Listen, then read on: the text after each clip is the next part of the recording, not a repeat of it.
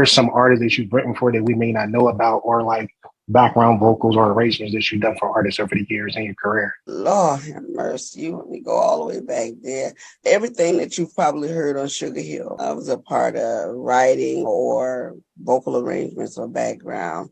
From the West Street Mob to the Sugar Hill Gang to Harry Ray to Felipe Wynn from the Spinners, Charlie Wilson back when they was doing his first solo project, Calvin Richardson, of course, D'Angelo, God, who else? Jesus. I was about to work with Aretha Franklin before she left us. It's so many I can't remember. Oh, of course, D'Angelo worked with In Vogue. If you remember the Freedom soundtrack with all the women, I did all of those vocal arrangements and assigned their parts. So it was Aaliyah, Karen Wheeler, Mary J. Blige, SWV, every girl that was on that song, I had to assign their parts, and I did all the vocal arrangements for that. And that was, the song was called Freedom. You can probably go, it was written by Joy. And they had asked me to do it. And the whole time my back was turned. And I was the only one that really didn't sing on the song because I was so busy making sure that everybody else had a part in the song. So I've had my share of working with a bunch of different people. And of course, you know, I did the theme song for the Girlfriends soundtrack, the television show. Yeah, so, you know, that they just did My Girlfriend's Challenge, I think it was, where everybody was on there singing My Girlfriend, you know, and they was like, I didn't know that was you. And I'm like, yeah. So I've been doing this stuff for quite a while. And a lot of commercials. I did Budweiser commercials back in the day before y'all even knew about a Budweiser. So it goes far back. I appreciate you for sharing that with us. Thank I'm you. blown away. I'll tell you that. All right. The whole Sugar Hill is crazy. Oh, yeah, we wrote Apache, Eighth Wonder. What are you Let's dance. talking about? I know you got the fever. Let's dance. Well, we were the West Street Mob. Wild. A lot of people didn't know that our voices, the original voices, were the sequence. Anyway, when we did that, let's dance. I know you got the fever. Let's dance. That was us. That was West Street Mob, and we were the only girls at the label at the time, and so we did Rappers Reprise. We wrote Apache, like I said. We wrote Eighth Wonder, a lot of stuff. You guys just were never told because, you know, we were the country bumpkins and they kind of wanted to keep New York as the front runner for hip hop. And it was okay. But at the end of the day, you know, you can't take our props away because it's etched in history. It's down. Friend hasn't accused him of assault. His girlfriend hasn't accused him of a crime. So that is where the difference is. Different. Like, to me, Bill Belichick. Wait. No. Wait. Let me finish my thought now. Regardless of whether they were dating or not, because you don't have to be in a relationship with someone to commit a crime against them. My whole point about like where's the same energy is people are getting things misconstrued. In my book, both of those old ass men are kind of creeps. You know what I mean? Because they're dating women who could be their daughter's granddaughter's age. That's a little creepy to me personally. Whatever, but it's legal. So whatever floats your boat is fine. The only difference to me between Bill Belichick and Shannon Sharp's issue is that one woman is saying a crime had been committed. That's it. That's the only reason. So if you're wondering why Bill Belichick is not, you know, receiving the same backlash, is because that woman he's with hasn't accused him of anything yet. I did hear a rumor though that because of her behavior in one of their interviews, UNC Chapel Hill banned her from campus, which I don't think that that's true. I haven't done my fact check with that yet, but you know. Already. We got people waiting. Let me make sure they can get in. Yeah, besides that, I mean, you know, it's all the same to me. What's up, old school? How you doing? Hey, how you doing? I'm good. Welcome in. Good. What's good. up, We're waiting. Digiwaxx family? Yes, welcome to another another New Music Wednesday. We're live. We're live in New York. We got the Digiwaxx crew in New York right now, and they're getting ready to hop on video with us shortly. They're still setting up some stuff, but how's your Wednesday going? It's going good. You just gotta take it one day, one step at a time. Just hot in San Antonio, hot in Texas. I know it's hot up there in Big Red Dallas country too. I know. What's up, Big Red? Actually, it's Can't kind hear of you. nice right now. It's nice. Oh shit. Yeah, a good 82 right now. So in San Antonio, that is. Okay, you got a little delay on your end, Big Red. I don't know. Maybe that's just me. It's kind of laggy on here, honestly. It's not like real bad, but just a little bit laggy. You feel like everyone's a little bit laggy? On my end, I think it is a little bit. I don't know why, but yeah. It could be because people are coming into the room right now. Right, and it's just like the I'm connection, not. like kind of glitching it or something a little bit. Right. Yeah, what's up? What's up, everybody that's just joining us? Welcome to New Music Wednesday live. Raymond T is not here this week, so I'm helping out CL and the crew. They're live in New York. They are getting their stuff set up. But yeah, happy Wednesday. Hopefully everybody is staying prayed up. Yeah. If you're in a area that's having bad weather, if you are just going through or having kids graduate, I know it's a busy time of the year. So if you had any kids that graduate, congratulations to them. That's exciting. They're getting ready to join us now.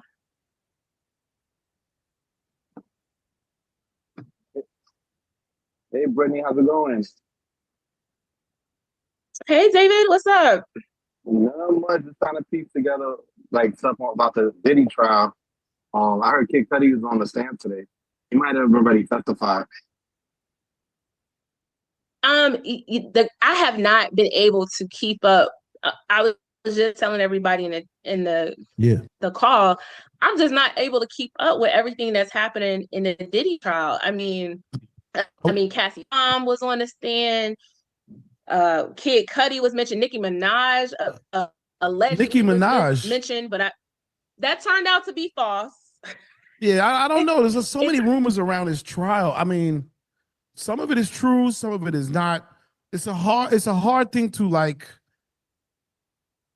You can't accuse anybody of anything that you ain't been through. But there's a lot of hearsay, a lot of people taking a stand, and a lot of things are coming out. I mean, we've been listening to this stuff for a week now, and we've heard a lot of stuff that we didn't. Some of it I didn't want to hear. I'll be honest with you. I don't know how everybody else feels, but it's a lot. It's a lot. My thing is, a lot of this stuff that's being said, I don't know how relevant it is to the actual charges he's being charged with.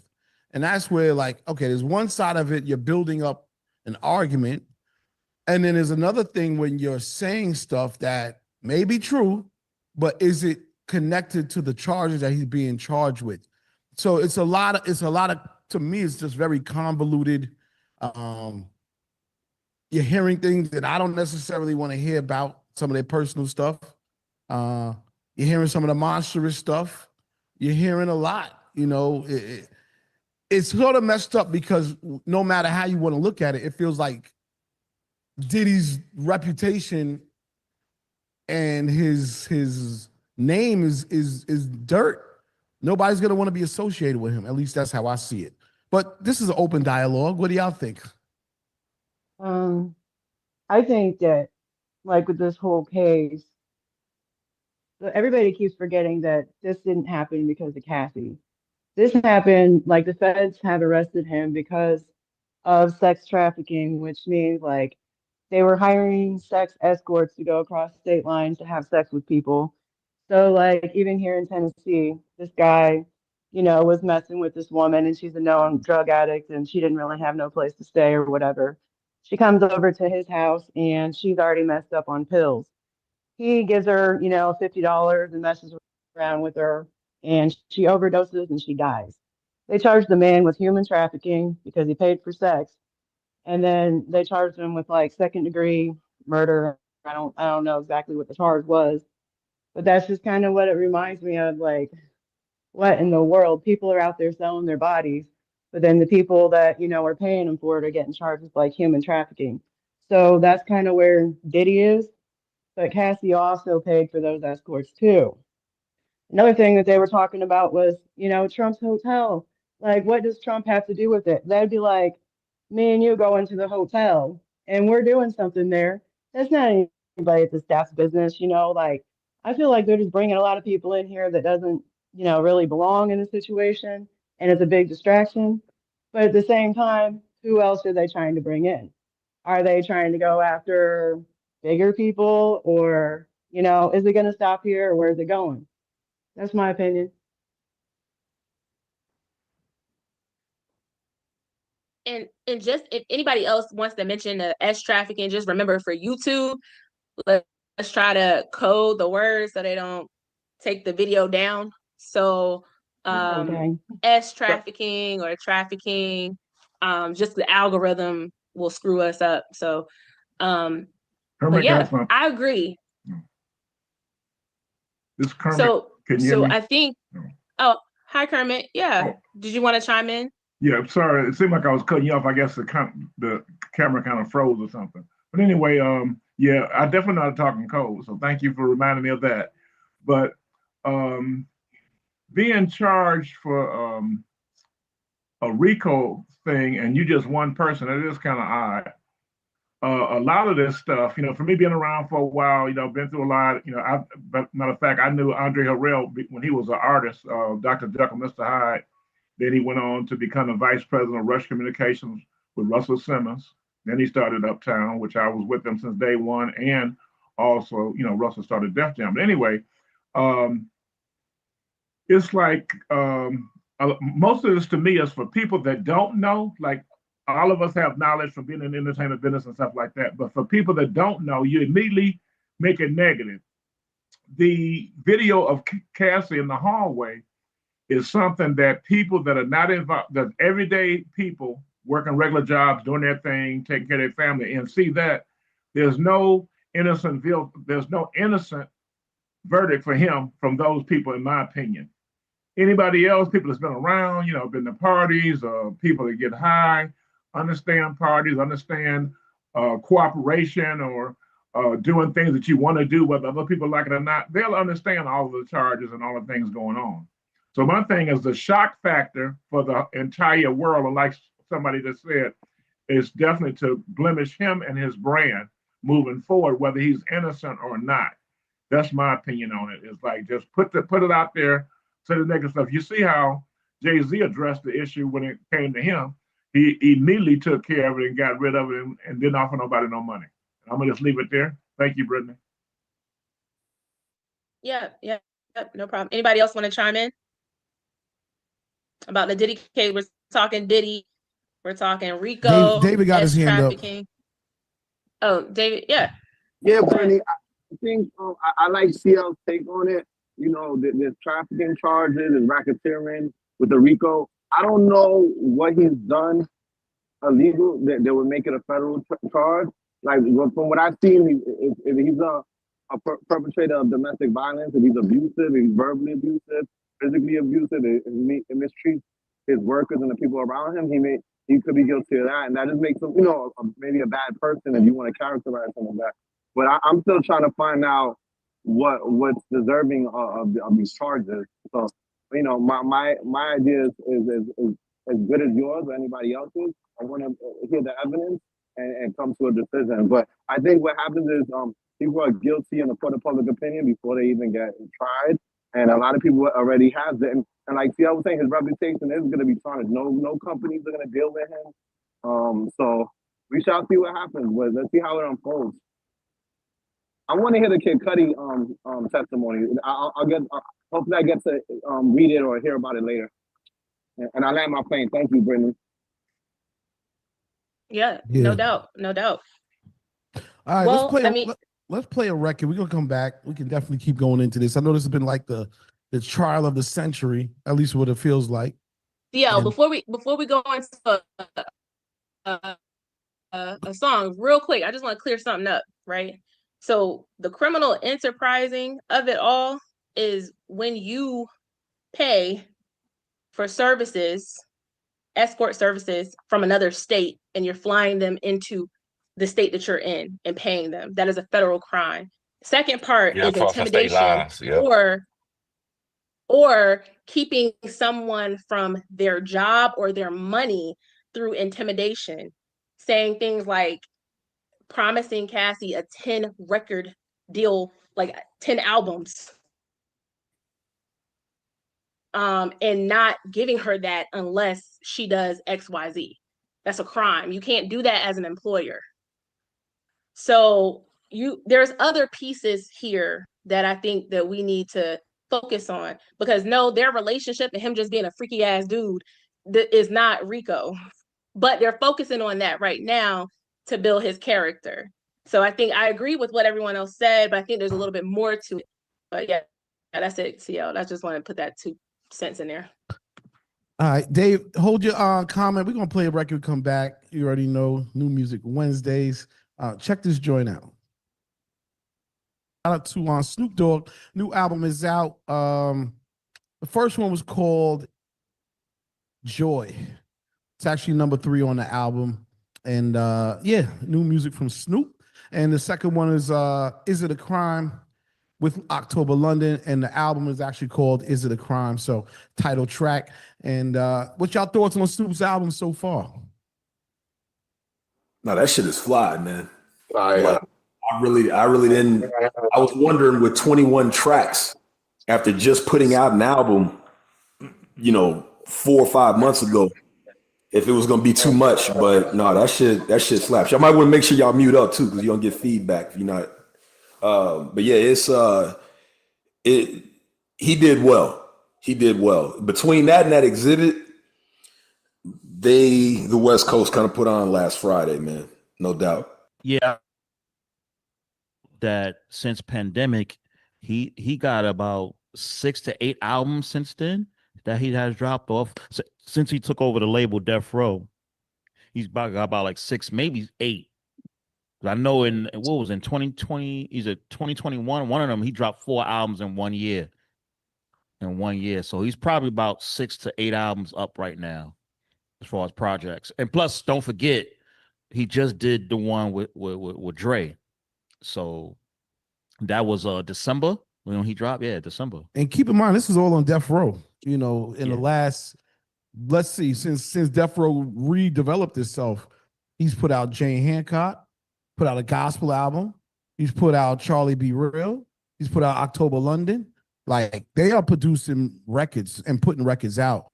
And I think it's a good example for what everybody should be doing. If you really want to make music to the best of your ability and actually put it out. Yeah. Because I think a lot of people will be sitting on stuff, overthinking stuff. Well, he's doing because he has freedom. He doesn't have to like he did before.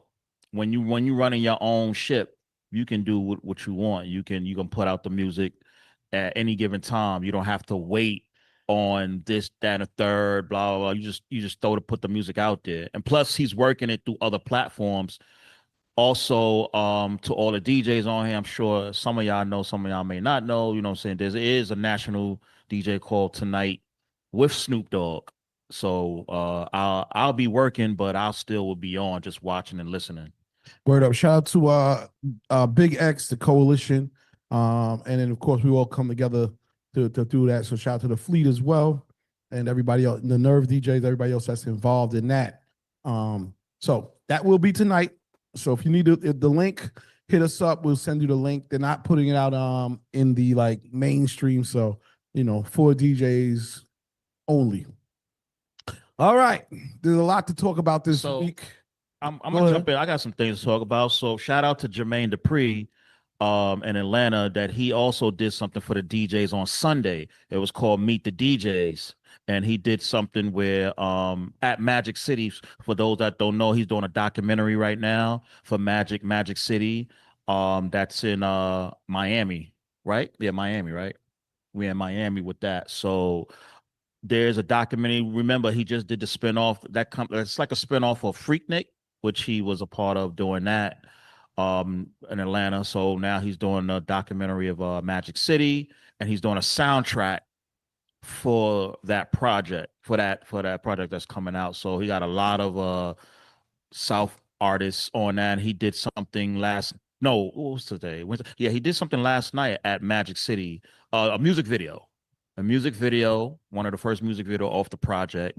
So he had everybody that was able to come out there to be there in at Magic City when they shot the video. So the soundtrack should be out really soon. But I think it was dope that he did a meet and greet for the DJs in Atlanta, and no media was involved.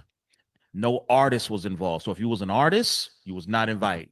Could not get in there. If you was media, you could not get in there. It was only strictly for DJs, mainly more DJs that's on radio, DJs that put out a lot of videos and content to get the music out there. And it was basically talking about what we talk about all the time, was how can we break records? How can we get the music out there? And I think it was dope. We needed to have more of that in the different cities, and hopefully that will keep going on. We will be in Atlanta. Fleet will be in Atlanta. Hopefully JD can join us, and we could have more of that going on. So cutting in real quick on that, which is all dope stuff. We were having a conversation in the car driving down to the city about just rap in general and what's out here. And the conversation was brought up about Atlanta MCs and Atlanta rap. And the question is, in Atlanta right now, coming from all of the glory in the 2000s and even mid 2000s and even coming into now, who is there a male rapper that I would say is somewhat new? We're not talking about the Futures, we're not talking about the Young Thugs, but is there a new artist coming out of Atlanta that's sort of poised to be the king of the city? And we were just stumbling on this question, but it was just a few of us talking, but it's a question for everybody. Is there a new king of the city coming out of Atlanta? And this is the open discussion. By the way, if you want to say something, feel free, but please raise your hand. Just go to the react button at the below, and then you'll see raise my hand or raise your hand. That way we're not tripping over each other. We're not bugging out. We're just, having a good conversation. That being said, please tell me if there's a thought on that question, if somebody's coming up. All right. David Lopez said Lil Baby. Is he the king of Atlanta? No. Let's be clear. We talking about who is 2025, 2024, 2025 artists that is doing a thing. If they got 3 years, 5 years in the game, we're not talking about though. And he's not Little Baby. He said Little Baby, right? Little Baby. He from Atlanta. Oh, okay. Well, he's been in the game. He got what, 5 years at least? He's been in the game at least 5, 6 years. We talking about somebody that's coming out in this past 5 months to late last year that is really doing a thing right now. The future of the city, I would say. Any thoughts? I guess this is a glum topic. Nobody picking up. Man, is the city of Atlanta dead? I think that's really hard to dub yourself like the king of a city, because you have to consistently put out good music. We're not talking about things that just get a reaction out of people. We're not talking about beef songs. We're talking about consistently putting out good music.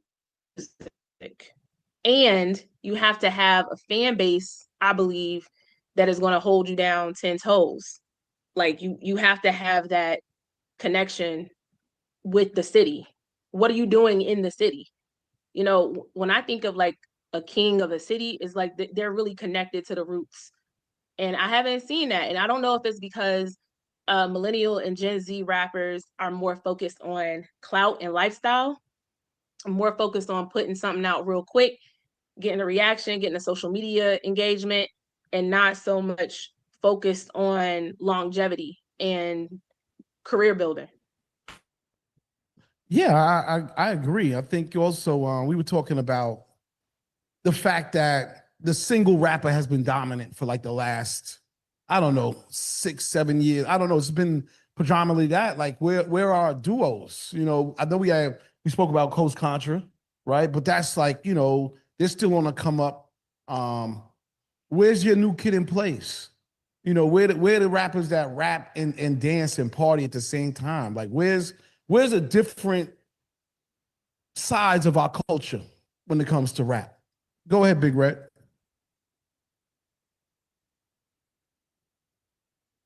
Big Red. Can y'all hear me? Yeah, we can hear you. Okay. Yeah, I wanted to say that when it come down to like the answer to the question of who I think out of Atlanta, am I correct? Is Boss Man D-Lo from Atlanta? He's from Florida. Florida. What? Where's Boss Man D-Lo from? I thought he was from Atlanta. He's from Florida. He's from Florida? Yeah. Okay, wrong person then. All I know, he's pretty much running pretty hot right now. But I really can't put a finger on anybody in Atlanta right now other than what we all just been talking about. You know, if I had to put somebody, I would say right now Atlanta, Lotto is doing her thing out of Atlanta. You know what I mean? So I think what Lotto from? I thought she's from the Bay. Nah, Lotto is from she's from Atlanta. Okay, Sweetie from the Plain Bay. County. Lotto is from Atlanta, y'all. Okay. So, well, hey, y'all forgot she was on that Jermaine Dupri show. That's where she got her scene at. You know what I mean? Well, maybe it's a queen of Atlanta. No, she's been out for a while though. I said that in the middle of 2024 to 2025, who is it? All these people y'all naming been out. The Boss Man D-Lo, he's not from there, but he came out last year. All right, let's make it simple. Florida. The last year, within the last year. That's what I'm saying. The new, right now, that Win Whammy is making noise out here right now. Okay, now who's that? Little Whammy? That Win Whammy record, Pluto. Okay. But I thought you said men. If we were talking about that, what about Big Boogie? Is he from Atlanta? From Atlanta. That's what I'm saying. I don't think there's nobody in Atlanta that can say that right now. That's what I'm feeling. Even around Atlanta, though, because I know Atlanta. If you're not, you ain't from Atlanta with all of that. Even from around Atlanta, but Memphis. And it's funny y'all should say this because this past Sunday, Jermaine Dupri had a DJ Jermaine Dupri's DJ appreciation dinner that he had. Yeah, I mentioned that. Yeah, I was there DJing, so it kind of brung the DJs back together instead of being divided. And so it was a bunch of OGs, a bunch of new DJs. They got to mix around and network with each other. And Jermaine got on the mic. It was like, basically, I'm bringing everybody together because, you know what I'm saying, we gotta find that one artist that stands out, because right now in Atlanta, there is no one artist that stands out, at least from a male perspective. So that was the main conversation that we had as DJs in that little setting on Sunday. So it's like getting DJs back together, getting them back on the same page, and letting them know, yo, we all DJs, we all in the same boat. This ain't no competition thing, you know what I mean? We all here for the same reason, that's breaking artists. Right. And the whole point of what we were talking about was like, that hasn't happened in like 30 years in Atlanta, when you didn't have somebody that was clearly could hold down a set. I don't care if it was Outkast. I don't care if it was, I don't care what, T.I., whoever, somebody was always there that could do that. So it was sort of crazy. Yeah, you're right. Yeah. But isn't it like maybe it's their time? New York had it for a long time. Atlanta had it for a long time. Yeah. Now it's like Houston, Florida. It's their time. It's facts. Yeah, It's Dallas. their time. The ball got to get tossed around. No doubt. You can't have it forever. No doubt. DJ Malone, I know you've been holding your hand. What you think? Real quick, man. I just want to kind of just chime in also as well, man. A lot of this stuff is not being charted from a TikTok standpoint. Like when I go to proms or schools or something like that, the kids are not like a lot of these people that are blowing up. They're big on TikTok or they're big on like a different type of platform that has not Facts. charted yet. So I'm just amazed by it though.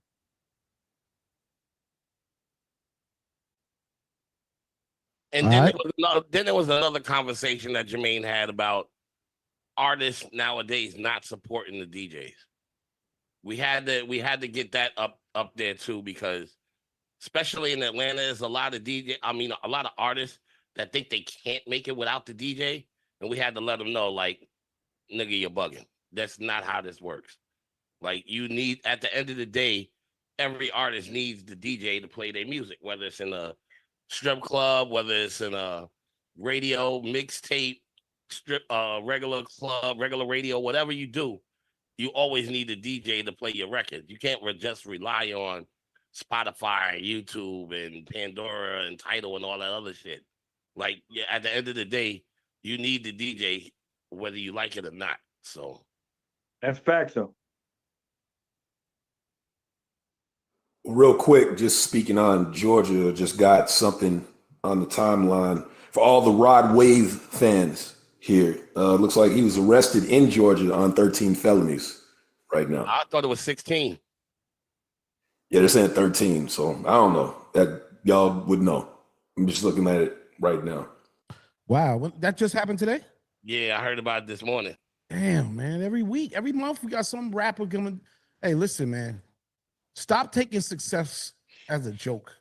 This is what happens when you want to play all that bad shit. Now you got to live it. You got to stand on that shit now. Otherwise, you're going to be known as a puss, man.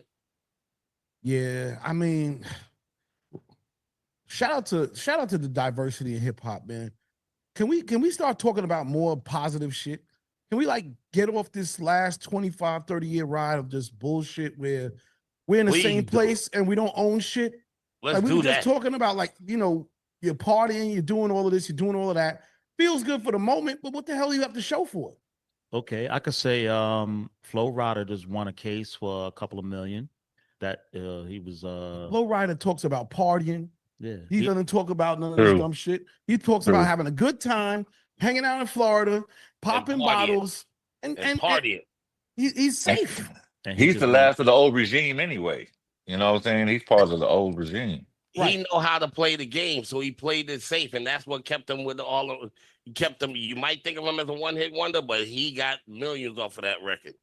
I don't think he's a one-hit wonder. No, he's not. Hell no, he's not a one-hit wonder. No, he's not a one-hit wonder. He got a crossover artist. Plus, a crossover. The reggaeton scene. Between him and Pitbull. Yeah. Him and Pitbull are the two pop rap. Yeah, he Little John too. Little John. I'm talking about they doing stadiums like Pitbull and Flo Rida could do. Lil Jon doing that same shit. Yeah. But he's DJing in them stadiums too. You know what I mean? So he's more on a DJ side, you know, than him as performer. Yeah. He's more EDM now anyway. Yeah. I just think it's time to like grow up a little bit, man. Because it sucks for like a Rob Wave to like, now you're locked up. You know what I mean? Like, what's the name from Chicago? Is sitting there in jail, facing time. Like, we got to learn how to like keep our culture and be able to turn it into more versus getting hot and giving it back and actually doing worse. Go ahead, old school. You on mute, brother. You're on mute. On mute. Old school. We you can't hear you. you. A whole lot. You going in. We see you. My bad. He was I was like saying, if you want to get into but you want to get into your culture and you got to get back to your roots. That's how you get back to your culture. I mean, listen to that new Chuck D got a new little album, little compilation musical venture he got going on now. It's like you got to. I mean, it takes you back to the roots. I mean, it sounds like that old Chuck D Public Enemy stuff, but it sounds new. But at the same time, what he's talking about in his lyrics is like trying to educate instead of, you know, defecating and blow people down and people keep people down. He wants to lift people up, and he's got, you know, he's like out there front telling the young people, you know, some of the shit y'all doing is dumb. You're weird. So I mean, check out that album, and you know, there'll be more examples of what type of direction we probably should be going to. You know, go back to your roots. You know, like he's like emphasizing that. You know, like if you look at the rock culture, the ones that are big are Bruce Springsteen's, and you know, he's still filling up concert halls. But Chuck D is considered has been and a washout, and nah, he's, you know, the age don't slow down. I mean, you don't stop until you die. I ain't gonna stop until I lay down and die. So I mean, why are they putting us under the grave, us sexagenarians? Why are they putting us under the, you know, the ground before our time, you know? So check that out. That's great. Like to ask, can the new generation run this industry? I know a lot of them would say yes, but the way they move, they will basically.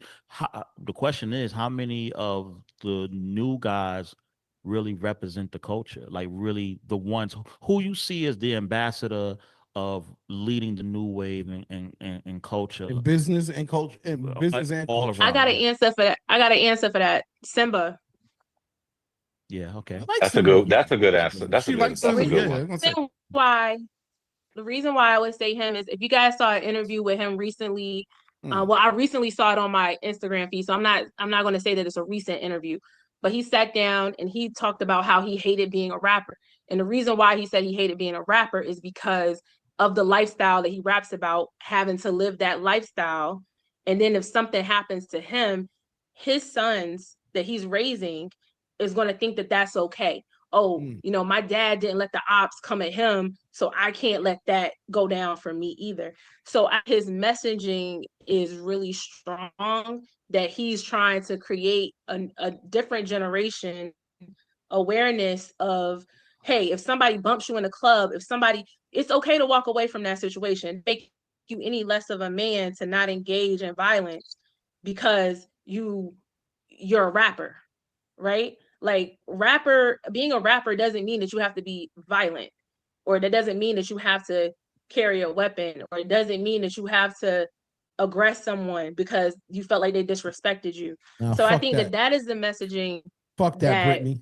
Well, wait a minute. I'm just joking. Wait. Hold up. Wait a minute. Oh, okay. Because I was about to win. Because you know that as a man, at a certain level, you got too much to lose. And it's not even about street credit anymore. It's about my family and my empire, what I've built, and being able to make the distinction. Yeah, no, I agree with you. I think the sooner you realize that, the more wiser decisions you make. It's unfortunate that people realize that too late, and now you're already in a lawsuit, or you're in something that's like, it's out of your control, potentially out of your control. It has you gotta grow. You gotta grow with your audience. Well, I'm sorry. No. I was going to agree and say maturity. Use the word. That's the word I was going to use based off what you're just saying, and that's what I was leading to. See, of course, yes, there's a lot of rappers that's in their 50s, late 40s and 50s that came in the game in their teens and 20s, right? I mean, every era has its trials and tribulations. Okay, cool. But now the only thing that plays different in today's time is social media, right? So we have way more negative stuff on a social media than people actually do stuff in real life. So a lot of people taking off of what they seeing on social media and thinking that's okay to do it outside. Agree, disagree? Yeah, I mean, that's possible. I this is what I think. I think you're right. Ultimately, you know, they gotta mature. I mean, that's the bottom line is, you know, you got the better role models you have. I mean, what role model did we play for them? You know, were we the best role model? Now, wait, I don't want to go back because I Detox did want to say something, but I'm the same. Were we the best role models all the way around? I think. Go ahead, go ahead, Detox. Go ahead. Say this is dope, man. See y'all. What up? You know, What up, everybody, Detox? man. But it goes back into, you have to look at what they're doing to destroy us as far as men. You have to look at, some of the things that I know what we've been talking about, you know, the Puffies and everything, the Bill Cosbys and everything. But y'all got to look at what they've been doing. They're looking to destroy the credibility of not just black men, but yes, black men, but our culture and everything. So what we got to do is we got to go back to the grassroots of it. You know what I'm saying? As far as a DJ, if you playing all this young bullshit all the time, and that's the only thing that you playing, and you're not going back playing, like, I mean, who really was pushing and playing the MC Light record, the Sonic record that came out that was dope. You know what I'm saying? All these records of the pioneers or the rappers of our time, they're still putting out timeless good music that we really not playing. We're not putting it in our sets. We're not putting it in our radio shows.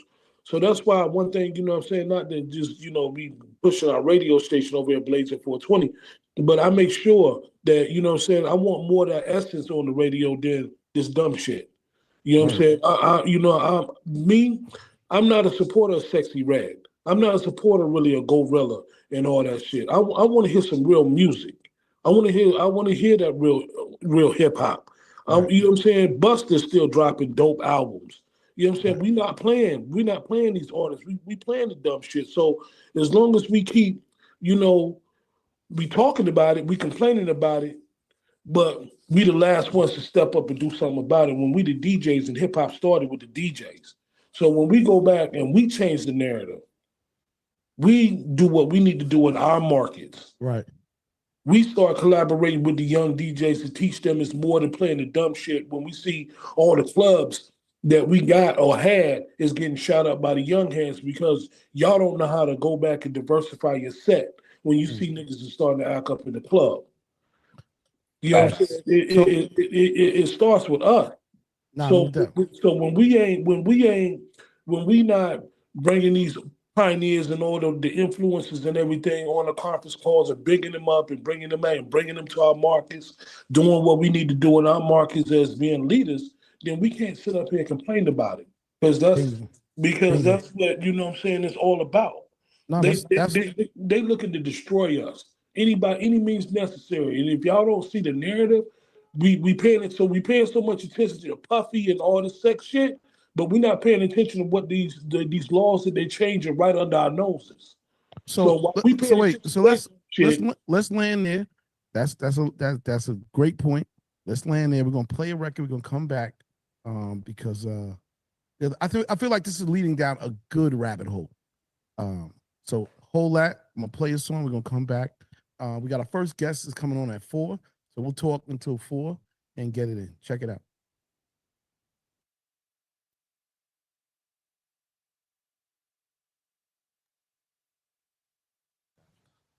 Yo.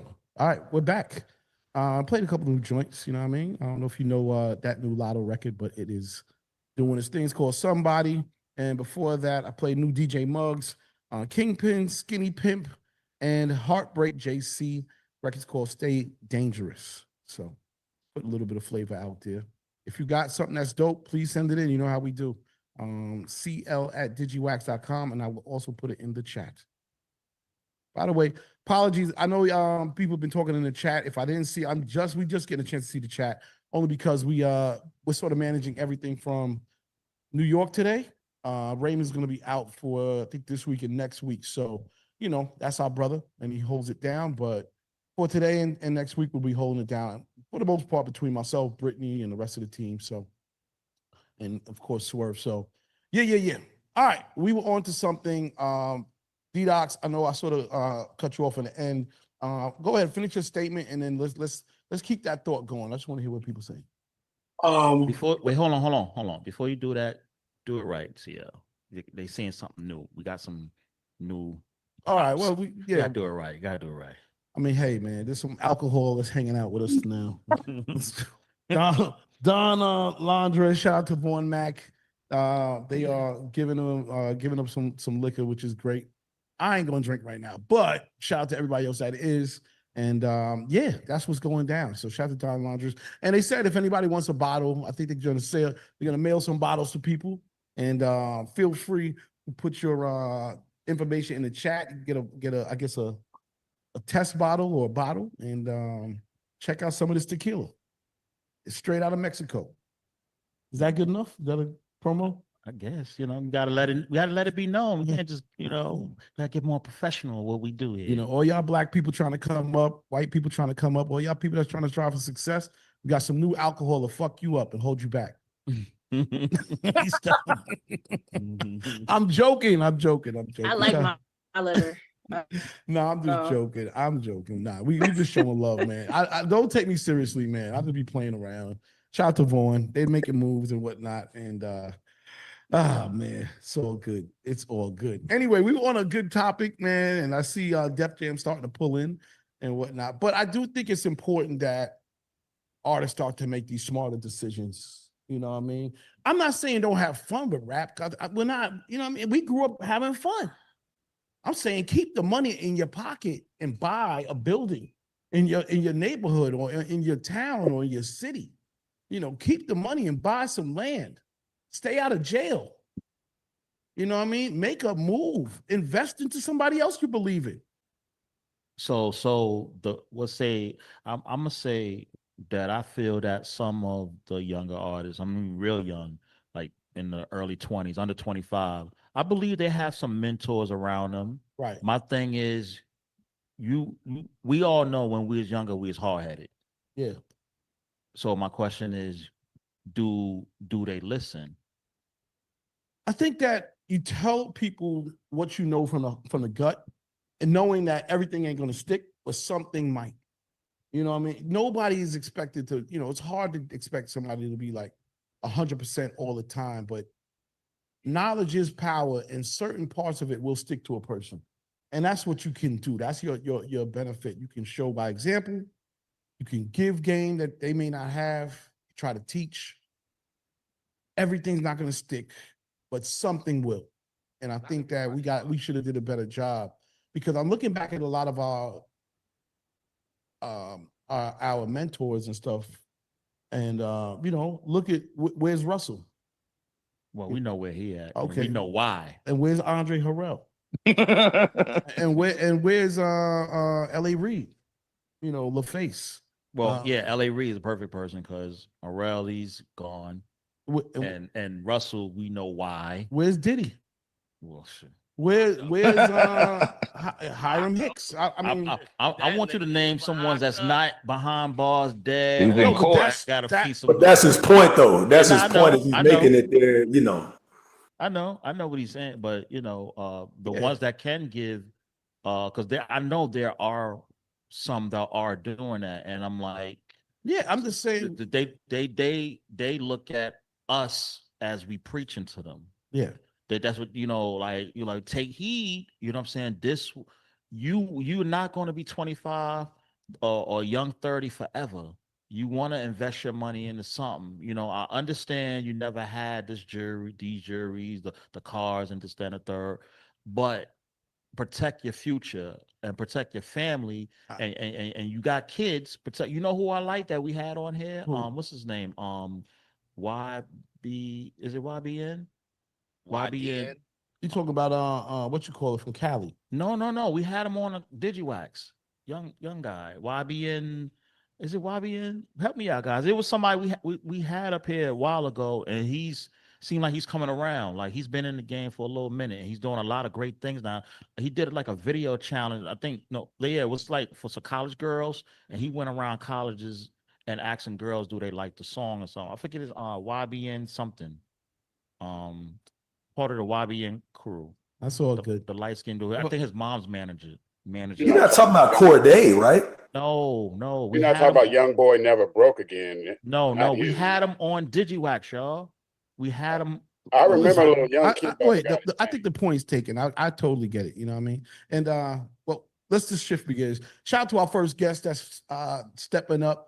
You know what I mean? I gotta say, man, she was like one of the first artists that was independently grinding out of Houston. she was one of the first people we had on Digiwaxx that was just, we made us scratch our heads because her name was different, but she was dope as fuck. And we just like, yo, what's going on in Houston? And I'm so proud that she's come so far because now she's got a bigger partnership. And I want to say she took it from independent to partnership, which is not easy. Shout out to Ken the Man. How you doing, sis? I'm good. How everybody doing? Oh, we good, man. Thank you for joining as normal. You know, how's everything going with you, man? How's Houston? It's good. Hot. Already hot and ready to go. What's it like? Like 80s, 90s? What we working with? Yeah, we probably like late 80s, 88. Nice. I love it. I love it. That's what's up. How do you feel, man? You done come so far. I'm so proud of you, man. Thank you. Shout out to Ken the Man. Yo, I don't know if you remember being on here like years ago, but you know, I remember when you first came on and you was just doing your thing and you were independent. So what's the journey been like from independence to partnership? It's been long. A lot of people don't know I've been rapping for 10 years, probably going on my 11th year this year. And probably already my 11th year. Yeah, actually, I've been rapping for a minute. And oh, hold on, somebody calling me. I've been rapping for a little minute. So it feels good to like finally be happy where I'm at and like to see people just every day I'm getting new support and like people just like finding out about me. So I just feel like I did it my way. I did it the right way. I did it a way I feel like that it just I kind of laid a lot of groundwork. So it feels good to be here in this spot. Yeah, definitely. Real quick production thing. Can you turn your camera to the horizontal view? That we get the full view of Ken the Man. And wait, do I need to? I think you got to unlock it. Pretty sure.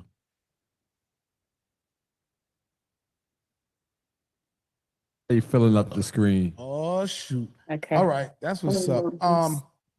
What's that? That's the top secret. Yeah, that's the board. No, it was my tour board for my show. I was gonna say she got a whole. Okay, I see you. Shout out to Brittany. Brittany's in the building. I'm gonna actually pass it over to Brittany because I know Brittany. She has some questions, some things she wants to say. But go ahead, Britt. First of all, Ken the Man, you are so dope. Like, first is doing triple platinum in my house and in my car. Okay, from the Kind of Famous album. First of all, that album is just, I could tell you put in work and you knew exactly what direction you wanted to go. So tell me a little bit about what was all involved in Kind of Famous. What patience one, like I didn't work at first. I was working towards a project. I didn't know if I wanted it to be an album or like another EP. And so I was just working towards something. And then I was just like, okay, stuff happened. And I dialed it back and I was just like, now I'm about to just make music for fun. Like I'm not gonna make stuff with like I need a filler for this spot and I need something that match with this. It's like I was more of a like, I went in the studio every day. Well, not every day, but every day that I went. And I was like, I'm gonna just do what I feel. And so a lot of these tracks are just like moods that I was in, slow or fast. Because a lot of times I go in the studio and I'm never able to get into my like R&B bag or like, because I'm always trying to like, what's gonna get the girls going, like what's gonna turn them up. So it's just that was my that was the different thing that I did for this project is that I just took my time and it kind of didn't have an end point. I didn't have a time to where I was like, I need this by this. It was just like, it's ready when it's ready type, you know. So I saw the track list was a little bit longer than what I was expecting, but I'm not mad about it. So did you have to cut any song? You just went full on whatever I do in the studio is gonna make the album? Well, of course I did cut. I swapped like 5 songs because I kept making songs that was better.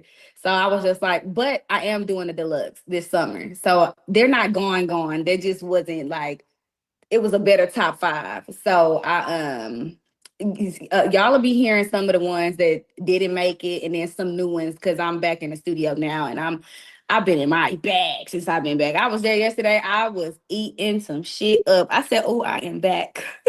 So I want to talk about your metaphors because you go in. You like, I mean, just listening to the songs, you really what is your writing process like? Like, where do you draw inspiration when you coming up with these double entendres and these metaphors that you so barred up that I was like, I gotta rewind that and listen to that again because she says something on there. A lot of people because sometimes my bars are like so simple that I feel like it goes over people's head because it's like it's so common sense that you miss it sometimes. Like it's like you don't even think that I'm setting this up for this. But I always say that like God just showed me my gift because I really don't know. Stuff just pop in my brain. Like words just pop in my brain. And it's the weirdest thing ever because I don't have like a process. I don't have like I just literally go in the studio completely sober. Like every song I be in there sober. Like, so it kind of be like it just come to me and I don't know. So what I do notice that I do, sometimes I think about an ending word and I figure out how to wrap a metaphor into this rhyming word. So I do that. Like if I say something about a storm, then I say something about weather, like so I kind of like that word sets me up for the thought process, but it does just come to me. Okay, and just to make sure you can still hear me, right? They're telling me in the chat that my internet connection is a little choppy, but you can still hear me, right? It's choppy, but I can hear you though. All right.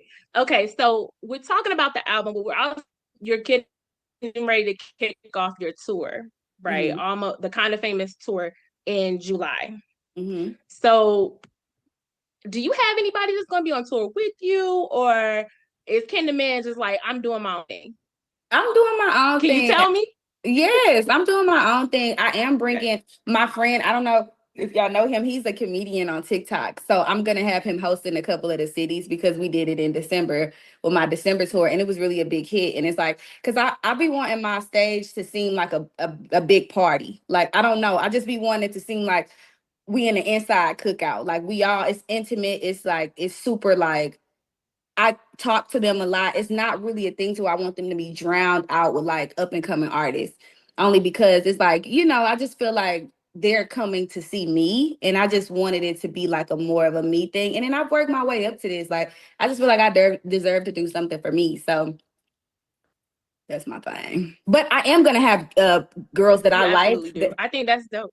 Yeah, I'm bringing out girls that I like for sure in each city. So that's dope. I did see that you're not coming to Charlotte, North Carolina, but you will be in Raleigh because I'm in the North Carolina I'm coming area. to Charlotte. I added Charlotte. You coming to Charlotte? Yes, ma'am. Did you add it? Yep, I added it. Period. Okay. Yeah. All right, because I was like, I saw the official tour list and I didn't see Charlotte, but that's great. Mm-hmm. So being from Houston, right? And we got a lot of talent coming out of Texas. Texas is on this big one right now. Mm-hmm. Do you feel like there's anyone that you're listening to, right, in Texas that you think, all right, I can collab with this person?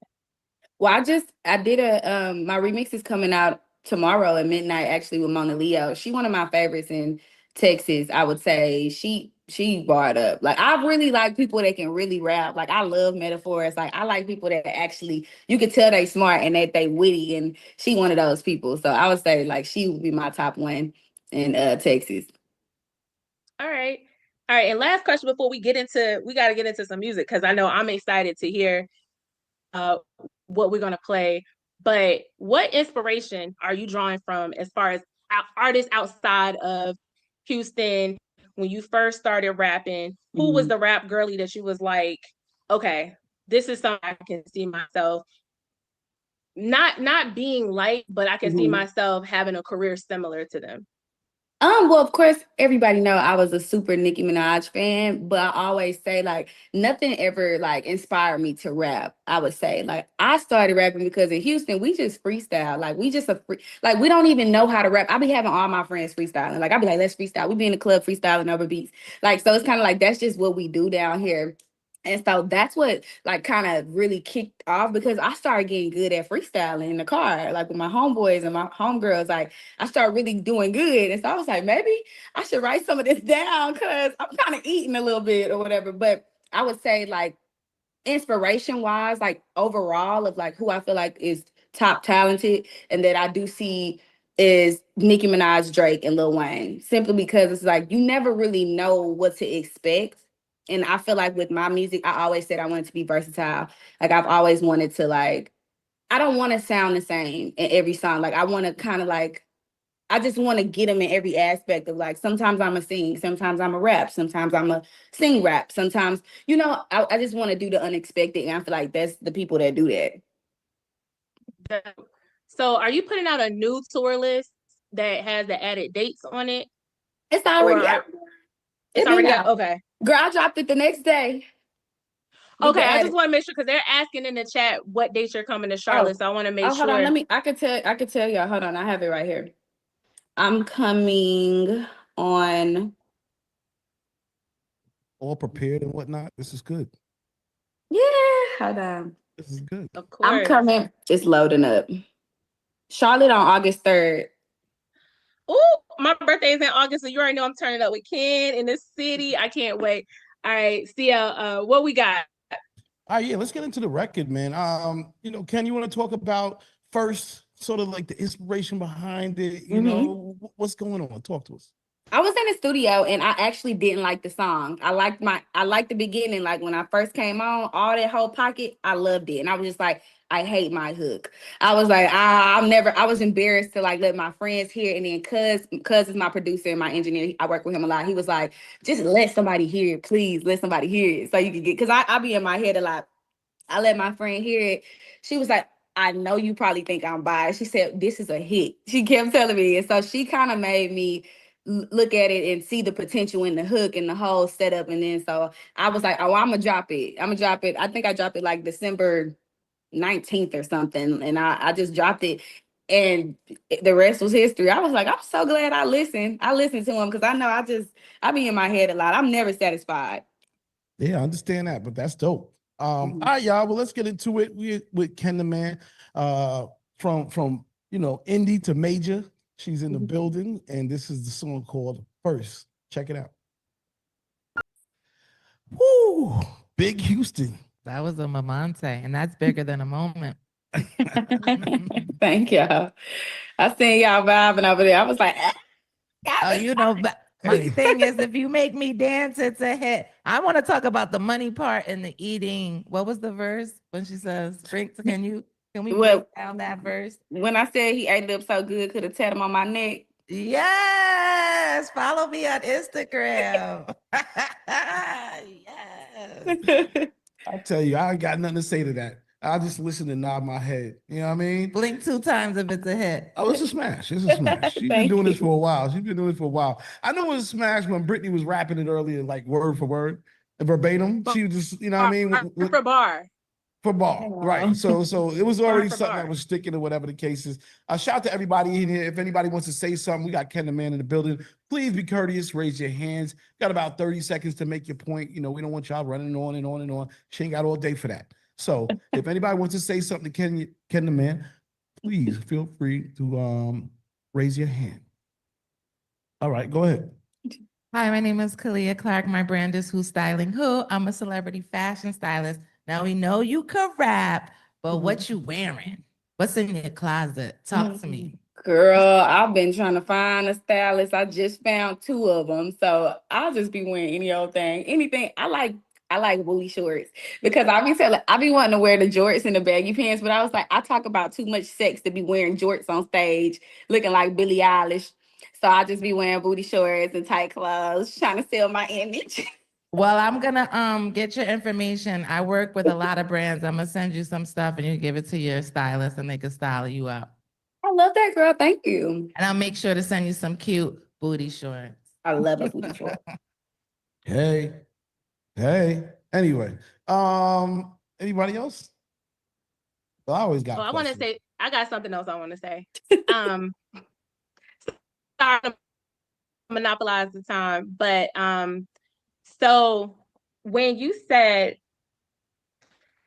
in your bar, hold on, let me think. The tiny ass T.I. bar. Mm-hmm. Was that shade? No. No, I don't know why people think it said tiny X T.I. Like tiny, like they tiny X T.I. because T.I. and tiny, yeah, but I don't know. I thought you was saying tiny ass T.I. like T.I. was short.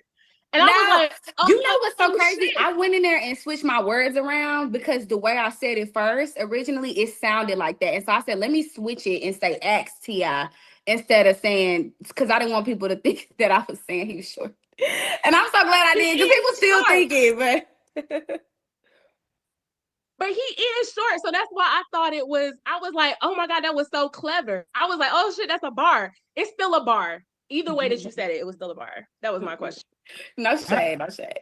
I had a question. So how is the Houston rap scene, in your opinion, now? I feel like there's a lot of dope female MCs murdering it. You know, how do you feel about it? Proud? Think you can do better? What's your thoughts? I feel like it's not as many that I think that I would love to hear, because I feel like we're a very talented city, but it's kind of like, it's a little bit crab in the buckety. I think it's kind of like nobody really like support until it's too late. So I would say, like, from what we have, like Megan and Mona Leo, and it's a girl, her name is Millie Bugs, like Libra Jolie. Like, I feel like hard. Like, I love that. But I do feel like we so big, it's supposed to be way more. But you know, we in this era where everybody think they can rap and they don't even write. And so I just I like writers. Like, I like people that write their own music, because I write all my music. So it's like, I just don't think people should rap that don't write. I don't know. Me personally, like, if you write and help your writers, that's different. But I just want people to, like, I just want us to get back to the wave of like being a rapper, and being a rapper because you can rap, not because you can read. I like that. Okay. That's a t-shirt. All right. Divine Skills, do your thing, brother. Keep it short. What's going on? Hold on. Auto. What's happening? Y'all hear me? Yeah. Go ahead. Do your thing. You on with Ken the Man.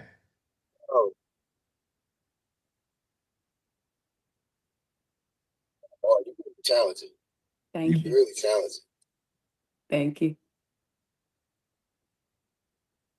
All right. Okay. Do we have anything? Oh, we have nothing else? Okay. That's fine. Okay. Well, thank you, Divine, for that. A lot of wisdom. All right. We're going to get to the next joint. Oh, man. I'm sorry, y'all. I'm driving right now. But if you want to say something, say it. Go ahead.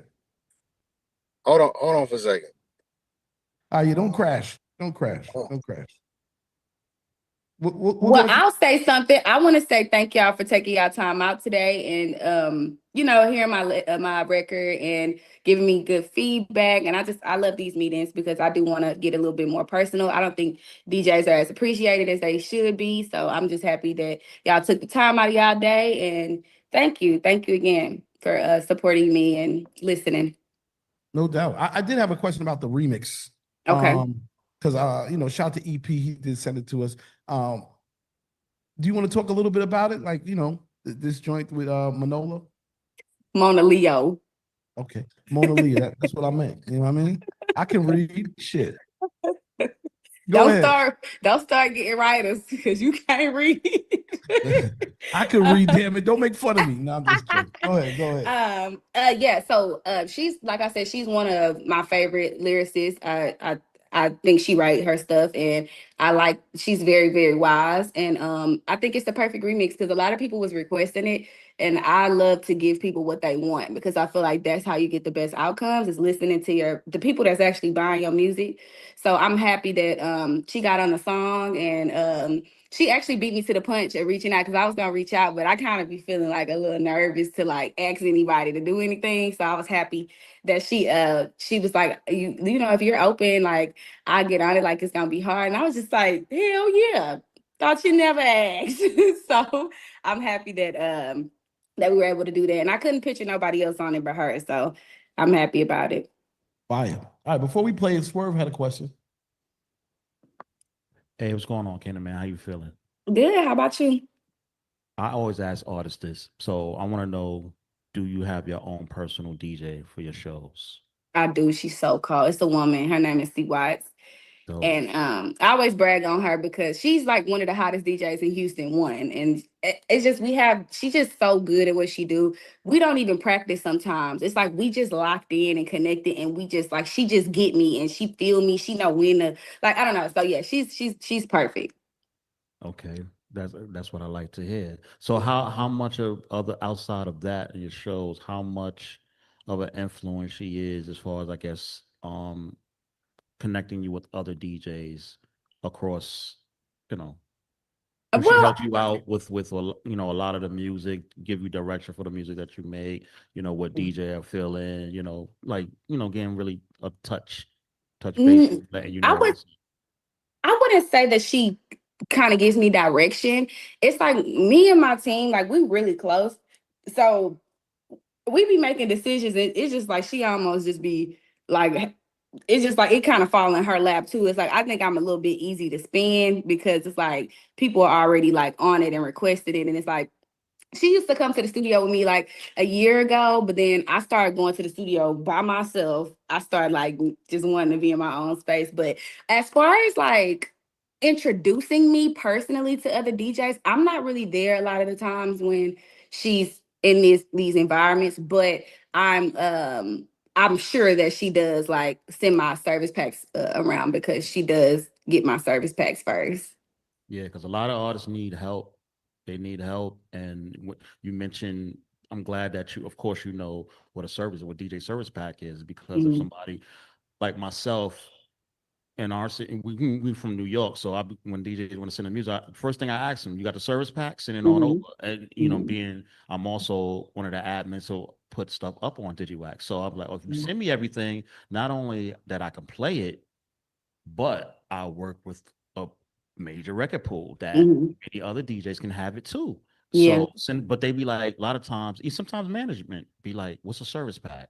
Okay, what's your number? I'm gonna send you what pertains in a service pack. And once I send them that, then they be like, oh, okay. So a lot of the knowledge doesn't get taught through this business as far as the language that we speak. And most of the time, most of the DJs, if the artists have one, they pretty much know what it is. They know what a service pack is, if they still receiving music, getting music, email, and everything like that. So they can kind of help the artist, let's, you know, in the studio, like you said, make sure, you get the clean, the dirty, the certain, have everything so we can give it to the DJs. So we can, you know, and I can help you too. I know a couple of DJs, I got DJ friends. I can send it out as well. So that's why I say it kind of works hand in hand, but it's important to have a DJ because not only they DJing for your shows, but they can help you push the record as well. Yeah, absolutely. No doubt about it. Well, we got an exclusive. We might as well set it off. It's not out yet. It won't be out until Friday, I believe. Yes, and tomorrow at midnight. Tomorrow at midnight. So shout out to all the DJs on here and everybody who's going to see this. This is definitely going to be a nice addition to today. Ken the Man. We're going to set it off like this. We're going to come right back, ask a couple more questions, and check it out. Yeah. Major flavor. Somebody just asked me, actually, right next to me, who did the beat? Because he my producer. He got 11 songs on my project. He do all my beats pretty much. Yeah, it gives you a sound. It's crazy. Kalia, go ahead and ask your question. I'm really intrigued by your voice. So I am just wondering, like, your sound, like, is that a Houston sound, or I know it's your own sound, but you sound so like I'm ready to fight. Not you per se, but when I hear the record, I'm like, she wants to wear booty shorts, but I'm ready to like pull out and be like, if you say the wrong thing, I'm gonna hit you. You get what I'm saying? So like, I just wanted to know I can't see you in the studio in booty shorts. I see you like in a sweatsuit, ready, like the first person that says the wrong thing. You smacking with your PUSSY. Well, in the studio, of course, I'm not up in there. It be kind of cold in there sometimes. I know, I'm totally joking. I be having the sweat on. I'll be ready to pull it out. But no, I don't know. It's just like kind of like, it's my alter ego, I would say, because my friends say I'm a little thrown off, but I like to think that it's my alter ego. It's a little bit more aggressive, like, you know, the names. I love it though. I love it. Like after I'm a new fan. So like your music makes me want to put it on and get ready to do something, like hype me Oh, up. You know what I mean? Whether it to get pretty, beat somebody up, go sign a deal, but it hits so many different emotions. Oh, Very thank you. good record. You should go check out my album I just dropped. I dropped it on 304 March 4th. It did 7 million in 1 week. And it's really, really good. I put a lot into it, and I think you would love it. I think that shows a good side of me that you would, you kind of would catch it since, weren't familiar. And I think you would love it. It's called Kind of Famous. And tell me what you think. I think you I gonna will love it. check out your DM because as soon as I get off, I'm gonna go listen to everything so I could get a better feel. And I have this cute piece that matches your hat, this custom jacket from Starter with the fringes on it that I'm gonna send you because now I'm a fan. I was a Booty Short fan, but now I'm a stylist fan. Oh, thank you. And I'm coming to New York. Y'all in New York? Yes, I'm in New York. I can hear the accents. Perfect. I got it up for y'all too, July 23rd. I'll get y'all some tickets. I'll be at SOB's. Yes, I'm there. We going, yo. I would love to see y'all there. So and we turning up. We coming. Shout out to everybody in the building. What's your top 3 favorite spots to eat at in Houston? Houston's food situation is incredible. Yeah, I love it. It's so diverse. Where you if you had to put us on some real Houston stuff, we ain't gonna go to McDonald's. We ain't going to no fat. We don't Not Papa Do's. You ever ate Papa Do's? I feel like that's a franchise. It is a franchise. Put us on. That's a hard question because it's like I go to I've been here for so long. It's like I just go Taste Bar. I would say Taste Bar got really good food. I like the clubby spots with hookah. Like Nomad got good food. I think it's called Nameless now. It's a hookah spot, but they have really good food. And then I would say I go to places that's kind of like Tex-Mex too. Like I like this new place called Mexican Sugar, but it's really easy to find food here. It's just a new spot every day. So I would say roll the dice and you will be like, this shit fire. So we have really good food. I would say that. No doubt. And now the North Side Princess versus the South Side. What's the difference? Well, the North Side, what's so crazy growing up, the North Side people thought the South Side was ghetto, and the South Side people thought the North Side people was ghetto. So I was like, who delusional? Because I be out here now. Now I kind of moved in the middle of the North and the South, and I think the South Side is still more ghetto. But then when I go back to the North Side, I'll be like, this is way ghetto than the South Side. So it's just sides of town. It's nothing to it. It's like we just from the North and we from the South. So. All right, no doubt about it. And now your playlist right now. Any new R&B? Anything? I know you mentioned some of the Houston MCs, but who else you checking for?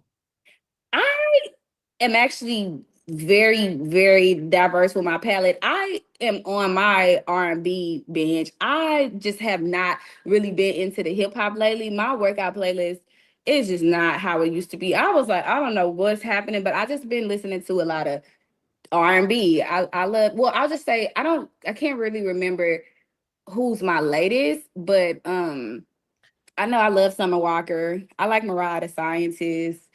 I like Justin Martin. I don't know if y'all heard of her. She is so fire. She from Houston. She is talented, and she write all her music. Love that. So I would say that is what I could just hit it on. I can't think right now. No, that's dope. All right, we got a couple questions. Shout out to Frat Inc. I'm gonna pass the mic to you. Go ahead. Frat, I'm here. I'm sorry about that. I'm with Two Factor Media and Bird Vision Media. I was listening to listen. You have a very, very dope new sound.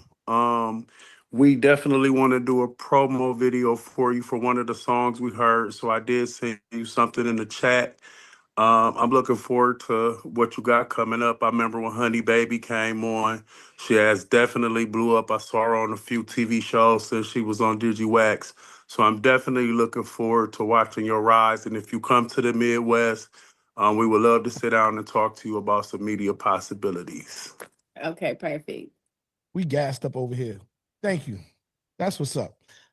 All right. K-Max, my brother. Oh, wait, I'm so sorry. DJ Malone. Sorry. Malone, go ahead and then K-Max. What's going on? What up, Ken? How you doing? Good. How are you? Man, I'm good, man. I just wanted to say I'm happy for you. You doing your thing. I ain't gonna lie to you, man. I've been knowing about you for a few years now. A couple DJs that put me in tune. I'm in Houston. I've been in Houston for a couple years now. Well, a few years now. And just seeing your name ringing and ringing and ringing, and I finally got to see you on the 97.9 joint. I'm like, okay, yeah, she made it, man. So just keep doing your thing, man. And let's connect the dots. I'm in Houston now, so let's connect. Okay, thank you. I appreciate you. All right. By way of Chicago, no doubt about it. All right, got some radio on here. K Max, go ahead, my brother. Hey, what's up, everybody? Hey, how you doing, Kendra, man? I'm doing good. How about yourself? Oh, pretty good, pretty good. I like, I didn't know you. I'm glad that you write your own bars. That means so much to me. Otherwise, what the hell are we talking about these days? People celebrate people that reciting just words on a page, and then wonder why they're not accepted as real, or they get taken out drastically by someone who really does write. At any rate, I like the joint that you did last year. It was with DJ Clue and Rhapsody. Did you ever? You ever think about collaborating with her again? Yes, I had sent her a text like last year, and I was telling her, I was like, I think we should do something like a little different or whatever. So I still plan to do that. We just, like artists, it's kind of like you gotta be aligned. So I do look forward to that for us. So I really like Rhapsody. She is so sweet. She like one of the sweetest. She's so cool. Like I love her. Yeah, cool. And she even texted me on Mother's Day. I said, didn't expect to see you here, lady. Hi, girl. Wow, cool. Hey, also, in your bars, I like, I don't know what it is, like you, Big X, the Plug. I like that aggression in your bars that y'all spit, even Meg. When she's rapping and not just, doing softcore porn. But yeah, it's, Wait a minute. She got a sexy body. Yeah, I know. We all see that. That's the first thing we see. But no, the bars does separate her from a lot of the peers that just completely does stuff. So yeah, I appreciate all that. Are you coming to Chicago anytime soon? I'm coming on tour, and I'm going to Black Boat Weekend. Chicago, I'm there July 18th. That's like mid-July. No, the Black Boat thing is on June 22nd, June 21st. Oh, it's earlier. Yeah, it seems like it always move around. Yeah, but July 18th, I'm coming there on tour. And last year I sold out, so I'm sure I'm gonna sell out this year too. I mean, the year before last, I sold out on tour in Chicago. So that's one of my favorite cities. I feel like that was my top 3, and it was like number 1. So. Oh, cool. Wait, where are you gonna be at the second time for July? I'm gonna be at the Avondale Music Hall. Oh, I know what that is. Like West Side and a bunch of other people. It's it's north of Bucktown. Yeah, it's on North Side. Okay. Yeah, so it's a cool spot. And yeah, release some vinyl. As you see, I like vinyl. Okay, yeah, I got you. All right, okay, Max. So I'll see you on when you come in, maybe one of those times. Okay, perfect. Nice to meet you. You too. Peace. All right, a lot of love. Miss Brittany Cherry, go ahead. Ken, I'm back with a clearer connection. Girl, you is crystal clear now. Crystal clear. I got a question. You got a song on your album called Cocky. You're talking about a dude talking to himself in your DM, whatever, talking to himself. Same. But what is your ultimate turnoff? Like, what can a dude do that you're like, no, thank you. I really don't like arrogance, and I don't like when they be flashing money and make me cringe a little bit, because I don't care how much you got, is you gonna spend a little bit. Right. Okay. All right. That's all I wanted. I just want to come back with a crystal clear connection to let you know that I'm feeling that song on the album as well. Thank you, girl. You're welcome. Word up. Man, this was a good session. I feel good. I guess my last question, how's the single been reacting in your opinion? It feels like the vibe is natural, but how are you feeling about it? I feel amazing about it. Like I said, it shocked me. It went viral like 2 days before my project released. I was like, ain't this God's timing? So I was happy about that. It's very viral on TikTok. It's been viral since like I'll say like March, early March. So it's been doing really, really well. It's gotten me a lot of bookings. That's always good. But yeah, it's doing. I love it. I love it. It's became one of my favorite songs. And a lot of times the supporters, they kind of make they determine my decision on favorite songs because nothing be my favorite until like I'm performing it and performing. I'm just like, I really love this song. So Well, I'm excited for the tour. I feel like the tour is gonna go all crazy. Like Mad City, yeah, it's like every city you talking about, you seem excited. They want you to come. You created a real fan base from doing this, organically from years ago. Shout to Rock Nation. They helped. Now we here with Republic and Universal. You deserve everything you're getting. Everything you're getting, I gotta say, is earned. From the first time we met you on this call to now, it's been like 5 years. So it's been deserved. Shout out to you. Shout out to Eric Paula and the whole team behind you. And we just want to see you do great, man. We got your back. thank you. I appreciate y'all for y'all time. It was great. Nah, no question, man.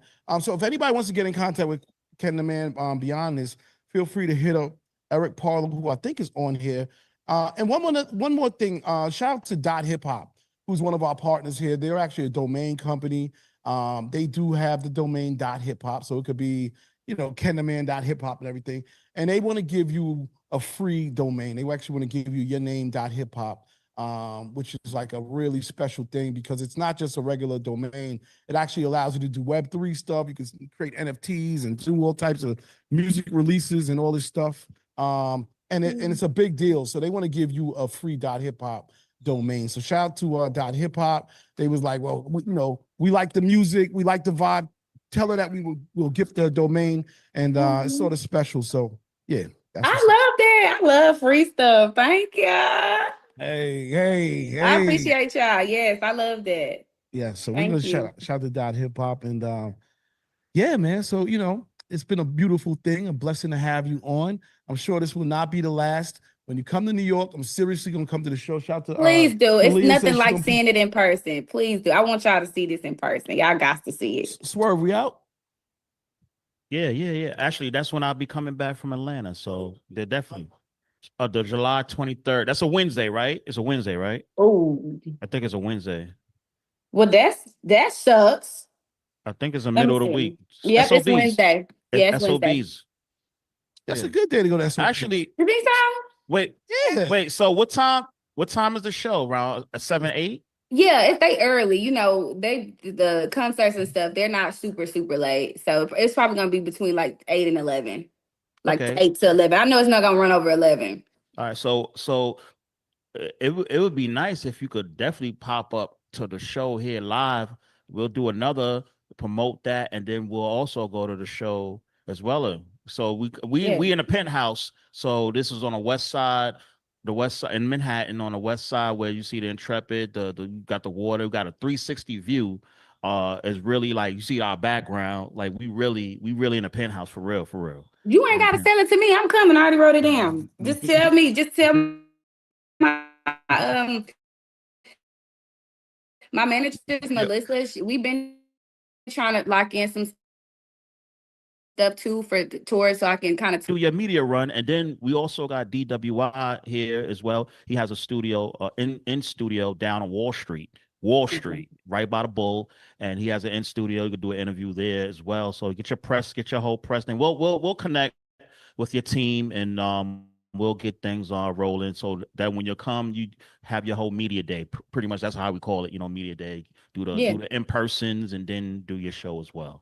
Okay, that's perfect. Thank you so much. I would love that. They're asking for contact info in the chat, by the way. Yeah.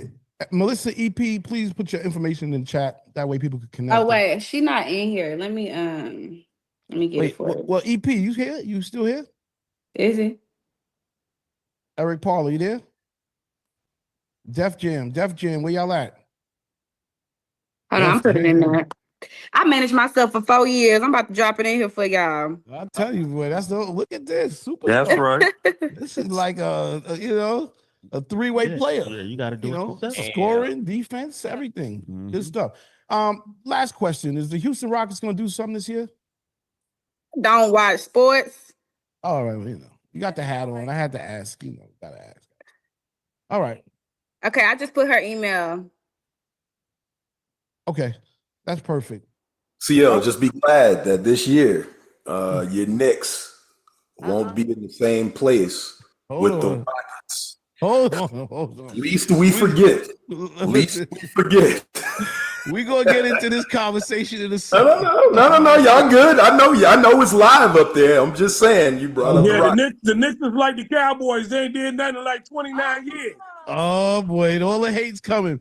All right. Well, Ken, let you go. We appreciate your Cowboys presence. out of this. Oh my, it's gonna get nasty. I'm sorry. Ken. Thank y'all. Y'all have a good day. Have a blessed day. Yes, ma'am. And thank you for pulling up. See y'all in New York. Yeah. Do you swear to tell the truth and nothing but the truth? So help you, Horror City? Yes, Your Honor. I'm ready to take the stand. I think that's quite fair. I swear to tell the truth, the whole truth, and nothing but the truth. That's right. I'm telling everything. I think that's quite fair. I was at the Diddy sex party. Yep, that's right. I saw everything. Your favorite rappers with heavy bling, playing naked basketball, showers and ice packs. Jamie Foxx, I ain't know you got down like that. You got next? No, thank you. I got better things to do. Matter of fact, I'll be right back. Peebo Bryson dressed up in the catsuit with Andre 3000 playing the flute. Don't get cute. Fabulous went home early. It was a long commute. I think I saw Uncle Luke. Two men in cowboy boots sharing a warm embrace. I almost puke. Who's the bartender? This drink got too much fruit. Foreign affairs. Putin wanna drop a nuke, and you worried about who put baby oil on the mook's poop shoot. When I seen him earlier, he was very astute. Later that night in the dark room, he had on Daisy Dukes. It was him or someone who looked just like him. He left a message. Tell Gene stop trying to gaslight him.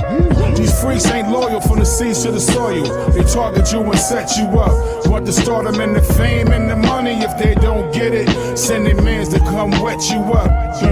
We got industry scandals on the podcast channel. Women yell at me too, so they sue. Music Mogul done told you he a freak, but you still enter. Now who's scamming who? No Diddy, not my style. I had my own freaks. Dance off, turn freak off between my own sheets. See-through pajamas caused a lot of drama. Sex wicked, overdid it. I got 5 baby mamas. Trump getting his booty smacked by Stormy Daniels. While Keith Sweat singing while you cheating on me, another scandal. Bill Cosby came to the crib with a spiked jello pudding. Despite the work I put in, she high like Doc Gooden. Caught in the Matrix, these chicks doing day tricks. Tell their parents they in college but in search of the next fix. Like a movie on Netflix, they pose in their next flick. They part-time models at the club serving bottles. Count my digit while sexing the midget while I twin licks it. One drop left, they split it. I get it how I spit it. One's bipolar, one's bisexual. One likes to fight, but the other quite flexible. These freaks ain't loyal from the seas to the soil. They target you and set you up. Want to start them in the fame and the money. If they don't get it, send their mans to come wet you up. We got industry scandals on the podcast channel. Women yell at me too, so they sue. Music Mogul done told you he a freak, but you still enter. Now who's scamming who? You. These freaks ain't loyal from the seas to the soil. They target you and set you up. Want to start them in the fame and the money. If they don't get it, send their mans to come wet you up. We got industry scandals on the podcast channel. Women yell at me too, so they sue. Music Mogul done told you he a freak, but you still enter. Now who's scamming who? You. I think that's quite foul. I think that's quite foul. I think that's quite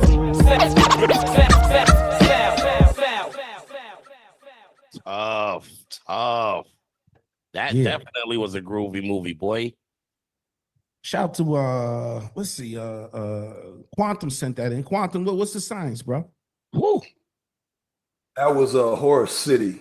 Name of that track is called Diddy Bop. Horror City got a new album coming out, produced by Steve Banks. Horror City been around for a minute. Diddy getting killed on everything, man. You can't get away that shit was crazy. That nigga had some steam he had to let off. God damn it! And they bodied that shit. So shout out to Horace.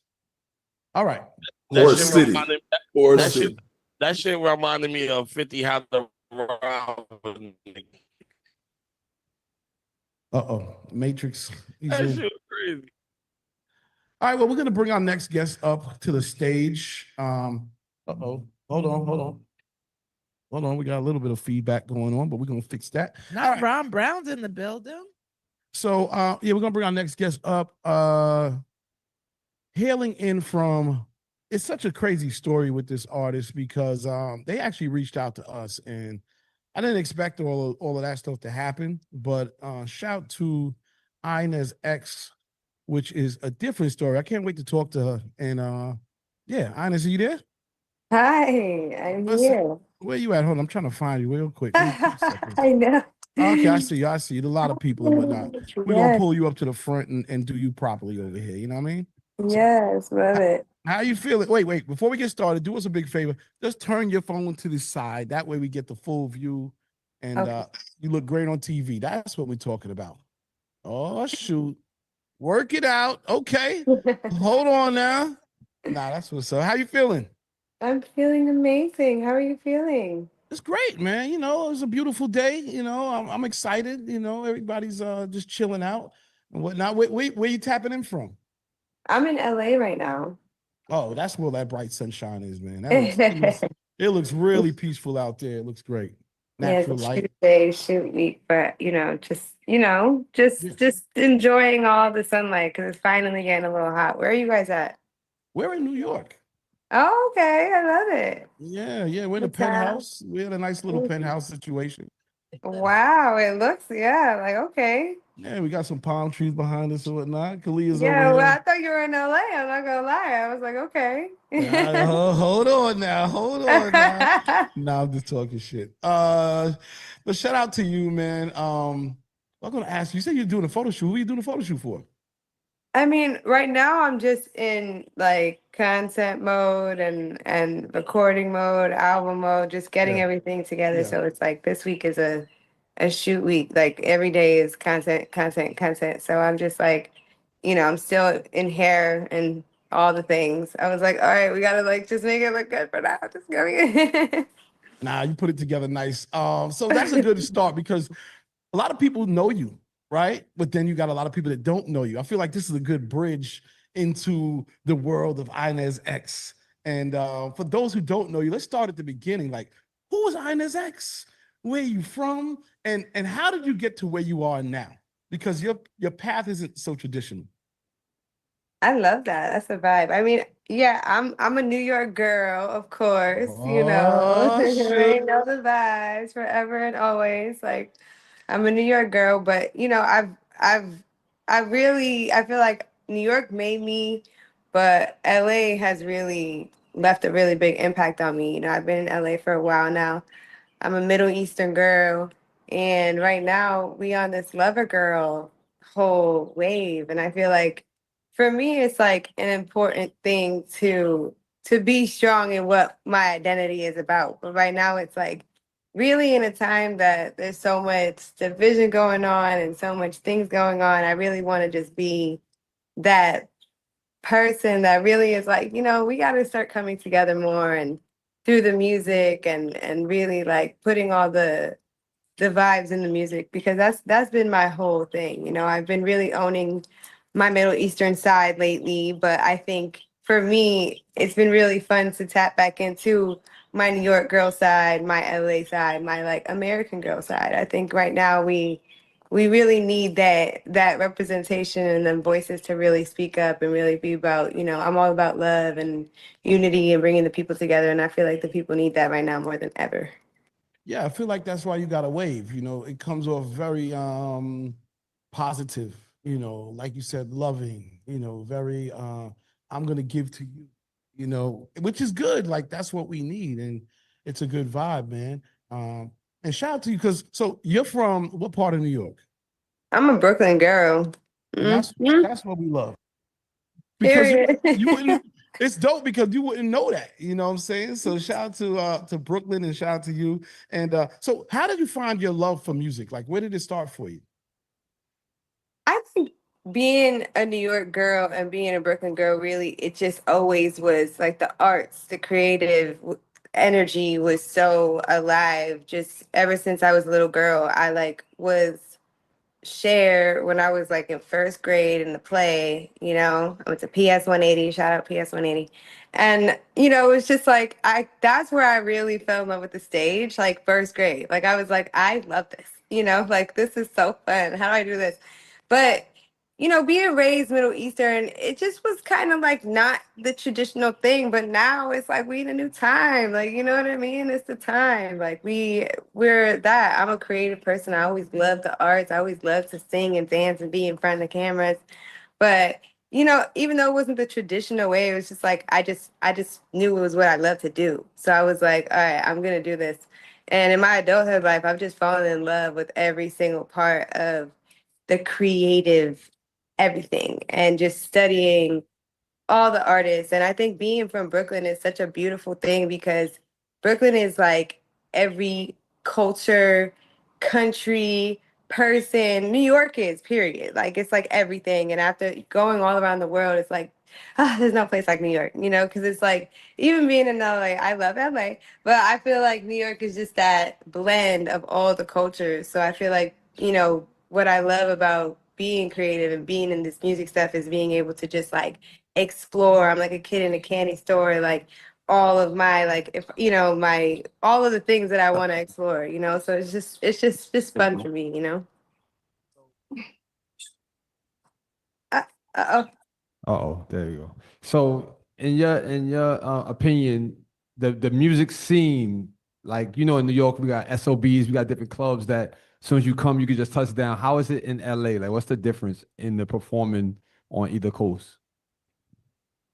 I feel like New York, what I love about New York is that, you know, like Village Underground, SOBs, like, you know, there's these places that, you know, you could just go and just sing and just like Village Underground was my spot. Like that was my spot for the longest. Like I would just go and just sing whatever I wanted to sing, no judgment. Like, you know, it's just that, you know, New York has that kind of culture and LA does too, and it's so much more of a, you know, it's both. Like LA does have a lot of street culture. I think that you know there is a lot of the bougie life, but there is a lot of street culture in LA that I think is really, you know, an important thing. Like there are those places that you can go to out here too.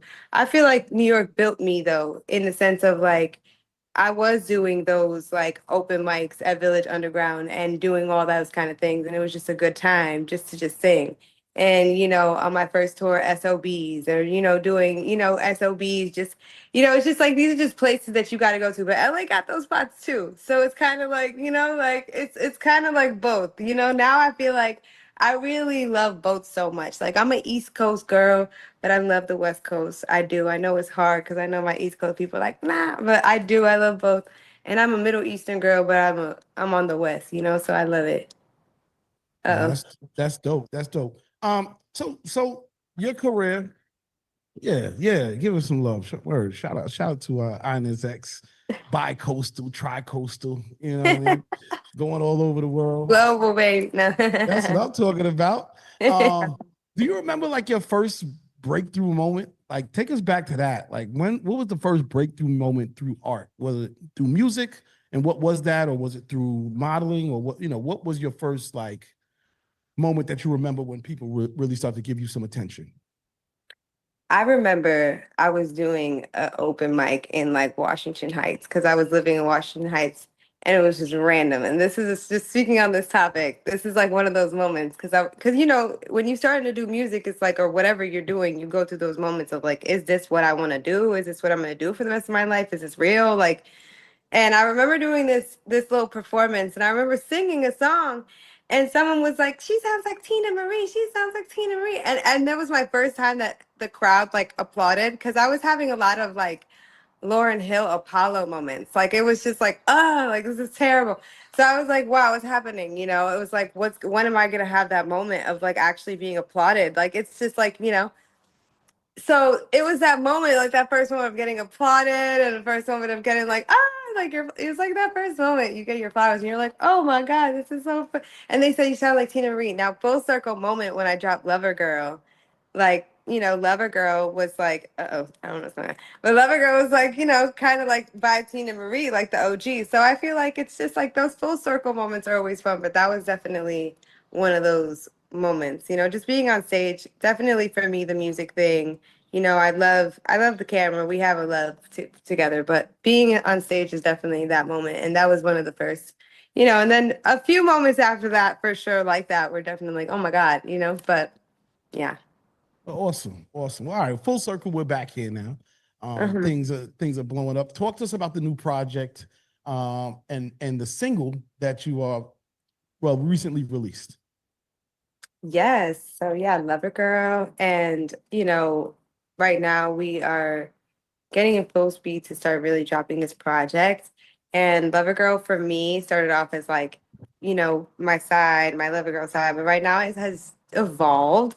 And, I really wanted to reflect my alter ego and my other side, because I do have my Lover Girl side and I do have my, Trap Princess Jasmine side. So I've been really focused on having the project have all of these sides of me and, covering my lover side, but also my don't play with me side, so it's just kind of like all of those emotions. And right now I'm like really getting to that place where I'm like really proud of where the project is becoming. So yeah, Lover Girl, and the project is coming, but it's gonna be so much more than what I initially thought it would be. So I'm really happy about that. And for me right now, it's just about, doing things that I've never done before, having fun with it more than ever before, and definitely taking this to places that it's never been before. So I'm excited. It's a good time. Well, we're excited also. Shout out to my man T-Rex and everybody else in the building. You want to say something, D? No, that was it. That's it? Nope.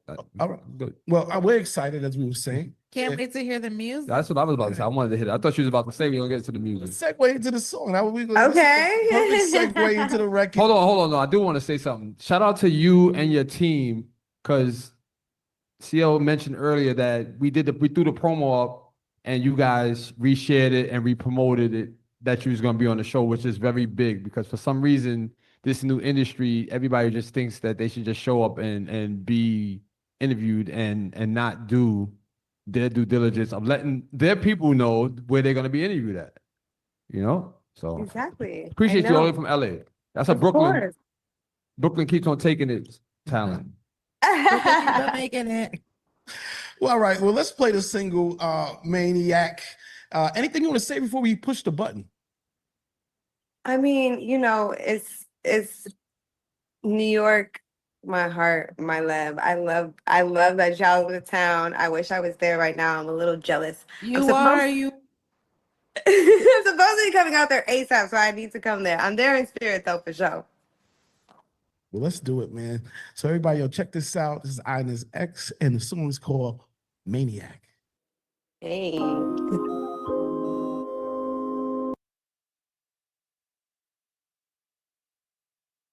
I'm never wrong when I pop. Listen, a lot of good feedback right here. I'll tell you that. Inez, you got a lot of good feedback right here. The chat set is good. Yeah, there's a lot of energy. Shout out to everybody in the chat. We got some fire emojis. Shout out to General Taylor. General said, I love it, straight up. You know what I mean? Brittany, all fire emojis. Shayla Marie, all fire emojis. D Skills, all fire emojis. Wow. Brittany said the performance of this one will be lit. DJ Endzone, all fire emojis. DJ Hot Q, all fire emojis. DJ Endzone, nice. B Tip said, welcome to Cali. And yeah, it goes on and on and on. Love it. You got DJ Raw. Shout out to DJ Raw. Fire. Darius. Okay. Groovy Movie. C Styles. That's the official stamp. And I believe you got your stamp. What's your stamp again? It was a Mamante. That's bigger than a moment. There it is. Ow. Run with the Mamante, though. That's everything. No, I like it. I mean, that record seems like it, it just goes. It can go. And we listening to it. We had a couple of feature suggestions, I would say. Yeah, I think you should put. You said, "Do I get to steal yours?" Because he's my favorite. Yeah, I think it's just a dope contrast. But go ahead. Well, I don't know his name, but you know the guy who's on that Jay-Z record, that other song, the Indian style. Yeah. You should. What's his name? Be the MC would be great. And then you said more current. Yeah, I think a guy like Joey Badass right now could give it a complete contrast from Brooklyn to from Main Street. Like it's almost like Mariah and ODB and something like that, where it would just the hood now is starting to look at you like, wow, like what's going on? So it gives you just a contrast. But even by itself, it's a smash. It's good money. Did you shoot the video for this already? I'm actually gonna be shooting it tomorrow with the I need that Bali hip hop, Bali tour, and then with the dancers. And I love this. I love all this because Maniac is more on the alter ego side for sure. It's definitely my more wild side. And I feel like, it's honest. It's real. It's like, listen, this is like how I really feel, So I feel like that's like where it's at. And it's like, yeah, like I just like however I feel, like I'm like, damn, when I first put it out, I'm like, damn, maybe I'm not here right now, whatever. But it's like this is a real emotion. Like sometimes I feel like an info, fuck it. Like I'm just gonna say it. Oops. Like, it is what it is. Like, and I feel like I agree with you. And it's as a woman, and we don't judge. It's empowering as a woman. As a woman, it's zone. like we're all the things, I think, and that's what the project I really want it to be. It's like, show my Lover Girl side, show my Maniac side, show my all my sides, because as women and as people, we have all the sides, so it's fun. Thank you guys, by the way. You guys are so dope. Thank you for the love. Fire emojis. All of you are fire emojis. Oh my God. Yeah, man. We appreciate a lot of love, a lot of love. So now we're going into this beautiful summer, spring into summer energy. What's on your agenda? What's on the calendar? Traveling, coming to the city, coming to the town, and more shows. I'm trying to do a show in the town ASAP. I think, I miss New York so much. I'm trying to come perform out there ASAP. Now this is just getting me riled up. But definitely tour. Like we talking about to the tour. Penthouse. Yeah, I'm coming ASAP because it's a good vibe. I feel it from here. So yeah, I think that just, definitely more music, more performances. And, this year I definitely feel I'm feeling it. God has been good. God's been showing out. So it's like God is going to just show us how good it gets this year. That's how I feel. So I'm like, okay, God, okay, let's see. Because I got my, we'll see. Like hopefully, it's good vibes and good energy. Every time you hear the name, it's like, oh shoot, look at what she's doing. Hopefully it's that. God is showing out. So So out of producing the music, performing it, or promoting it, which one do you enjoy doing most and why? I think I love all of them for different reasons. I love that question. Now you got to pick one though. See, this is the Brooklyn in you again. You're trying to have it all. You can't. Damn, you know it. Just You one. know it. Just I want one. it all. You stuck for 30 days and you can't do only but one of those things: produce, promote, or perform. Which one are you doing and why? I think perform. That's a great answer because you could do everything when you perform. Yeah, exactly. You try something new, you could sell something to the audience because you got the mic and you can perform. Exactly. And it's the funnest. And it's just a good trick question. Yeah. That was a good question though. That was a good one. Word up. Shout out to DJ Malone. DJ Malone, what's your thoughts on everything? What's going on, brother? Give me 1 second. Yeah. Hey, I wanted to say this, man. That's a crossover record. That record could go really anywhere, and I really think it really, the sound is really good. So keep doing your thing on that. Thank you, DJ Malone. All the way from Chicago. Yeah. Chi-town. Yeah. You did. Crossover is my favorite word. So whenever I hear that word, just know I get excited inside because that's my favorite word. You know. Crossover. I'm the crossover girl. And speaking of crossover, how's like the fashion and modeling side of your career going? I know you do a lot on the social media star, but is there other plans in that world and what's happening there for you? I also love that question. I feel like this year is definitely like we are in talks right now with Dubai Fashion Week. And I think that's really fun because I did New York Fashion Week last year and I've walked in New York Fashion Week before. So like New York Fashion Week is like always like, you know, New York. If I'm going to do any fashion week, I got it in New York Fashion Weeks. Yeah. But I've never done Dubai Fashion Week. And I feel like, you know, because I'm a Middle Eastern girl, they're always like, go to Dubai. But I've never been to Dubai, you know? So I'm like really wanting to go. I'm like, okay, like, let's see. So we are in talks with Dubai Fashion Week. And I think I love that the crossover thing is just constantly being caught, you know, just constantly crossing that, you know, just crossing them lands. Cause I feel like, yeah, like I feel like even though I'm a Middle Eastern girl, I love the New York side of me, but I do want to go back there and see what's going on and bring the New York over there too a little bit. No doubt. You have to, you know what I mean? And by the way, shout out to the Middle East and all of that stuff. We're so happy that you're from there and you're representing from there and all of the BS, you know, we stand with you for sure.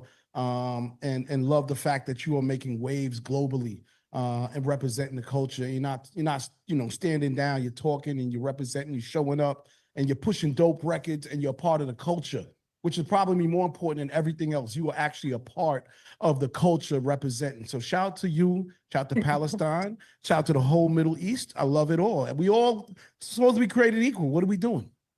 So I'm standing with you. Anyway, that's just what it is. All right, we're gonna keep on talking just a little bit more. I know a couple people have questions. Shout out to my man DJ Big Red. Go ahead, Big Red. You put yourself back on mute, I think. Okay, we can't hear you. I don't know. You might be in the Matrix. All right, we're gonna come back to you, Brittany Cherry. Hi, Inez X. How are you? Hi, how are you, Brittany? I'm good, thank you. So I've been noticing like you do really well on social media. Like you seem to have a lot of engagement. And how do you connect with your fans? Like I know that like social media is just such a huge platform and it's hard to have like that intimate connection. Do you find that it's easier to like maybe, I don't know if you go live often or if you do special pop-up shows or what do you do to give back to your fans that have been supporting you? Honestly, I've done it all, and I feel like it's just about continuing to do it all. Like any way that I can like connect or like pose, feel, relate, you know, anything. Like, you know, I try to balance it out. Like if I could, the more it's like more, because you know, they always want more. And I want to, and I always want to, you know, share more and give more. So it's like but I always also try to find that balance because as an artist, you gotta find that time to really cultivate that creativity and cultivate your artistry and sort of like recoil and distant. And it's crazy because I used to hate social media, but now I like love it because when I'm on it, I'm literally using it all the time. Like I have so many platforms that I have to be on top of that I'm like, oh, I gotta take care of this. So now I like love it because I'm like, oh, I did this, I gotta share it with, you know. So it's kind of like I've kind of fallen in love with it over time, you know, and really be like, okay, I gotta like, this is the main way we can connect with, you know, the fans and the people in the world. So it's constantly cultivating that, but also like just sharing. And I feel like now I'm an overthinker. So I'm trying to be like, don't overthink, just share, you know, because I feel like someone will relate, you know. So I'm definitely trying to be on the share more and be like when people really the more I share the more I feel like we like it's a bond, you know. So I feel like, you know, and then you got somebody like, oh my god, I feel the same way. So I'm like, oh, I feel it, yeah, I feel it, you know what I mean? Like I got someone, you know. It's that mutual connection that you share even though it's like virtual, you know. So right. It's like really special though. So I feel like I've been trying to use it the best to my abilities and really be like, okay, like there are so many platforms right now, but the more you can relate and share your, you know, the better. You know what I mean? Yes, I do. I do like that you try to stay connected to your fans. I mean, you're in Cali, so Cali is always giving the vibes for festivals. So are you doing any upcoming festivals that people can come out and check you out live? Yeah, we're literally in talks right now with a couple different festivals and things. There's like this Kind Festival going on next month out here in Palm Springs that we're supposed to be doing. And I'm actually in talks with doing like Rolling Loud right now. And I was just at Coachella, so I'm like, Coachella needs to happen. So right now it's like really getting to that, like consistent, spot. And they're like, you gotta dance. Like right now it's like just dropping music time, and then it's going, that's like my focus. It's like, let's drop this music because I'm like, trying to get back on these stages. Like, so I'm like on everybody, like, you get back on these stages. But yeah, a lot of good things coming. So I'm excited. Oh, great. Thank you so much. I love your music, and I'm looking forward to seeing you on stage, definitely at Rolling Loud and definitely at Coachella, because you definitely have that Coachella vibe. Like, it's all over you. Thank you, Brittany. Brittany Cherry, too. That's a dope name. I love that. Thank you. It's my legal name. Like, I love it. It's not made up. It's actually great. I love it. Thank you. That's what I'm talking about. That's what I'm talking about. A lot of dope energy. I can't wait to hear more music. I'm really excited for what I heard. And to be honest with you, man, I want to shout out to your team for reaching out, because the fact that they were proactive enough to be like, hey, we want to get on the show, it really made me like say, wait, let me check out what's going on, and pleasantly surprised that everything's so dope, and that you're doing so well. And we're just happy to play a role in that journey, man, because we can't wait to share what we're doing here with everybody. And if everybody here is single, I don't know if you know, but we have one of the biggest digital record pools in the world also, with thousands of DJs. And we're going to share this song with probably about 40,000 DJs. And a radio show too. Digiwaxx Radio on iHeartRadio. Yeah. Well, so we're here to push. We're here to push. Shout out to your team. Power to the DJ, and you guys are like so crucial in an artist's career. It's like love and power to the DJ. I love you guys so much, by the way. No doubt. Big Red, go ahead. You can close us out. What you want to say? Can you hear me now? Yeah. All right. How you doing? I'd like to thank you for being on the call. And shout out to everybody with my little got a new setup, so I'm trying to work it out.